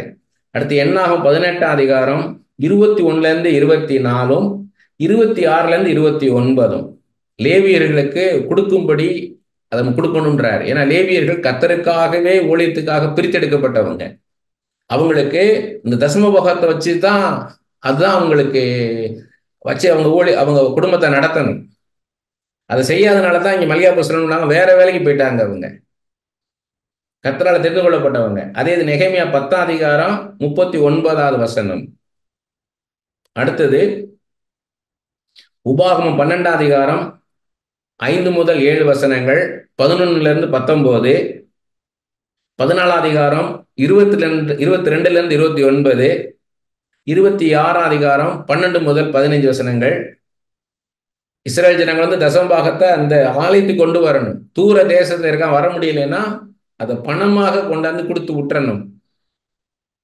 ஆனா ஆராதிக்கிறதுக்கு எங்க வந்தாகணும்? அங்க வந்தாகணும், அந்த ஆலயத்துக்கு வந்தாகணும். இப்ப அப்படி இல்லை, நம்ம எங்கும் தொழுது கொள்ளுகிற அந்த காலத்துல இருக்கிறோம் நம்ம. அடுத்து மல்கியா 3 அதிகாரம் 8 முதல் 12 நம்ம படிச்சது. அது அந்த தசமம் கொடுக்கலன்னா அது ஆண்டவர்கிட்ட இருந்து திருடுற மாதிரின்ற. Refusing to tithe is robbing him. அவரை திருடுவது போலன்றார். தசம்பாகம் கொடுக்காதது அவரை திருடுவது போல என்றார். மத்தேயு 23 அதிகாரம் 23வது வசனமும் லூக்கா 11 அதிகாரம் 42வது வசனமும் tithing without love for or obedience to God amounts to nothing more than a meaningless ritual. நம்ம ஆண்டவரை நேசிக்காம இதெல்லாம் செய்யக்கூடாதுன்றார். ஆண்டவரை நேசிச்சு இதெல்லாம் செய்யணும்ன்றார். நேகர் என்ன பண்றாங்கன்னா, இந்த மல்கியா 1 அதிகாரம் 13வது வசனம் பாருங்க. இதோ இது எவ்வளவு வருத்தம் என்று சொல்லி அதை ஒரு திறனமாய் பேசி பீருண்டதையும் கால் குணமாதை நசல் கொண்டதை கொண்டு வந்து காணிக்கையா செலுத்துகிறேன் என்று சேனை கர்த்தர் சொல்லுகிறார். அதை உங்கள் கைகளில் அங்கீகரித்துக் கொள்ளணும்னு கர்த்தர் கேட்கிறார். என்னன்னா, அநேகர் என்ன பண்றாங்கன்னா, ஊழியம் செய்யணும்னா கம்ஃபர்டபுளா இருக்கணும், ஈஸியா இருக்கணும், அது சௌரியமா இருக்கணும், எளிதா இருக்கணும்னு நினைக்கிறாங்க. கஷ்டப்படாம ஊழியம் செய்ய நினைக்கிறாங்க. இல்ல, கஷ்டத்தின் மத்தியில தான் ஊழியத்தை செய்யணும்ன்றாரு. கஷ்டப்படுற ஜனங்கள் மத்தியில போய் ஊழியம் செய்யணும். அவங்க மத்தியில போயிச்சுன்னா இயேசு கிறிஸ்து ஒரு மனுஷனா வந்து மனுஷனோட வாழ்ந்து மனுஷனுக்குள்ள ஊழியம் செஞ்சாரு. சகை வீட்டுல போய் தங்கினாரு, மாத்தாள் மறியல் வீட்டுக்கு போனாரு, எவிரி வீட்டுக்கு போனாரு. அதுதான் சொல்றாரு. இதெல்லாம் சொல்லும்போது வருத்தமா இருக்கும். அவங்க வந்து எச்சரிக்கிறாரு, என்னை நேசிச்சு வா, நான் உன் தேவையை சந்திப்பேன் வா அப்படின்னு கூப்பிடுறாரு. பாத்தீங்கன்னா மல்கியா தான் அந்த கடைசி ப்ராஃபட் இந்த ஓல்டு டெஸ்டமெண்ட்ல. இவர் இந்த பழைய ஏற்பாட்டு காலத்துல இவர் தான் கடைசியா உள்ளவர். இவர் தான் அதிகமாக இயேசுடைய முதல் வருகையும் 2ஆம் வருகையும் குறித்து அதிகமாக பேசுறாரு. நீங்க அதை படிச்சு பாருங்க. அதை படிச்சு பார்த்தீங்கன்னா தெரியும் உங்களுக்கு. அதிகமாக ஆண்டவருடைய வருகையை குறித்து சொல்றாரு, ஜட்ஜ்மெண்ட்டை குறிச்செல்லாம் சொல்றாரு, நியாய தீர்ப்பை குறித்தெல்லாம். இதுக்கப்புறம் பார்த்தீங்கன்னா 400 வருஷம் சைலண்ட் இயர்ஸ். ஆனா இவர் சொன்னது நடக்குது. இவர் இங்க சொல்றாரு யோவான் ஸ்நானனை குறிச்சு, எலியாவின் ஆவி உள்ளவன் ஒருத்தன் வருவான், அவன் ஆண்டவருக்கு வழியை செம்மைப்படுத்துவான். ஆண்டவரே மனுஷன் வரப்போறாரு, அதுக்கு அவன் வழியை செம்மைப்படுத்துவான். அது கரெக்டா பார்த்தீங்கன்னா அங்க நடக்குது. அதாவது மல்கியா 3 அதிகாரம் 1வது வசனத்துல சொல்றாரு அந்த யோவான் ஸ்நானனை குறிச்சு, இதோ நான் என் தூதனை அனுப்புகிறேன், அவன் எனக்கு முன்பாக போய் வழியை ஆயத்தம் பண்ணுவான். அப்பொழுது நீங்கள் தேடுகிற ஆண்டவரும் நீங்கள் விரும்புகிற உடன்படிக்கையின் தூதனுமானவர் தம்முடைய ஆலயத்துக்கு தீவிரமாய் வருவார், இதோ வருகிறார் என்று சேனைகளின் கர்த்தர் சொல்லுகிறார். இதான் மத்தேயு 3 அதிகாரம் 3வது வசனத்துல யோவான் ஸ்நானனை குறிச்சு பார்க்கிறோம். இது ஏற்கனவே ஏசாயா சொல்லியிருக்கிறாரு. ஏசாயா 40 அதிகாரம் 3-5 வசனத்துங்களை வனாந்திரத்திலிருந்து புறப்படுகிற சத்தம்னு சொல்லி. அப்ப நம்மள்கிட்ட பேசுகிற காரியம் இது, நம்மள்ட்ட ஆண்டவர் பேசுகிற காரியம் இது. நான் உங்களை எடுத்து பயன்படுத்துவேன், என்னுடைய ஊழியத்தை நீ செய்ய வருவாயான்னு கேட்கிறாரு. அதனால இது ஒரு ஒட்டு மொத்தமா இதை கொண்டாந்து வச்சதுன்னா, இனி நீங்க பிரசங்கத்தை கேட்கிறவளா இல்ல, பிரசங்கம் பண்ணுகிறவர்களாக இருக்கணும். நீ தீர்க்க தரிசனம் கேட்கிறவளா இல்ல, தீர்க்க தரிசனம் சொல்லுகிறவர்களாக நீங்க வரணும்ன்றது ஆண்டோடைய வாஞ்சை. அதுக்குத்தான் இவ்வளவு என்ன சொல்றாரு, இவ்வளவு ஆழமான காரியங்களை அவங்கள்ட்ட வந்து பேசுறாரு. எதுக்காக பேசுறார்? சாமுவேல்கிட்ட போய் 5 வயசு சாமுவேல்கிட்ட போய் ஊழியத்தை குறித்து பேசுறார். ஏன் பேசுறாரு? ஏலிக்கு அப்புறம் ஓப்பனி பினகாஸ் கிடையாது. சாமுவேலை கொண்டாந்து பயன்படுத்த போறாரு. ஒரு பெரிய ஆசாரியனாகவும் ஒரு தீர்க்கதரிசியாகவும் பயன்படுத்த போறாரு. அப்படி போலதான் நம்மளை வந்து நம்மளே நாமே பார்க்க கூடாது, அற்பமா நினைக்க கூடாது. நம்மளை கொண்டு போய் பெரிய காரியங்களை ஆண்டவர் செய்வார். அப்ப நம்ம அதுக்கு ஆயத்தப்படணும். நம்ம ஆண்டவரே நீ பயன்படுத்துங்கப்பான்னு சொல்லும் போது ஆண்டவர் நம்மளை எடுத்து பயன்படுத்துவார்.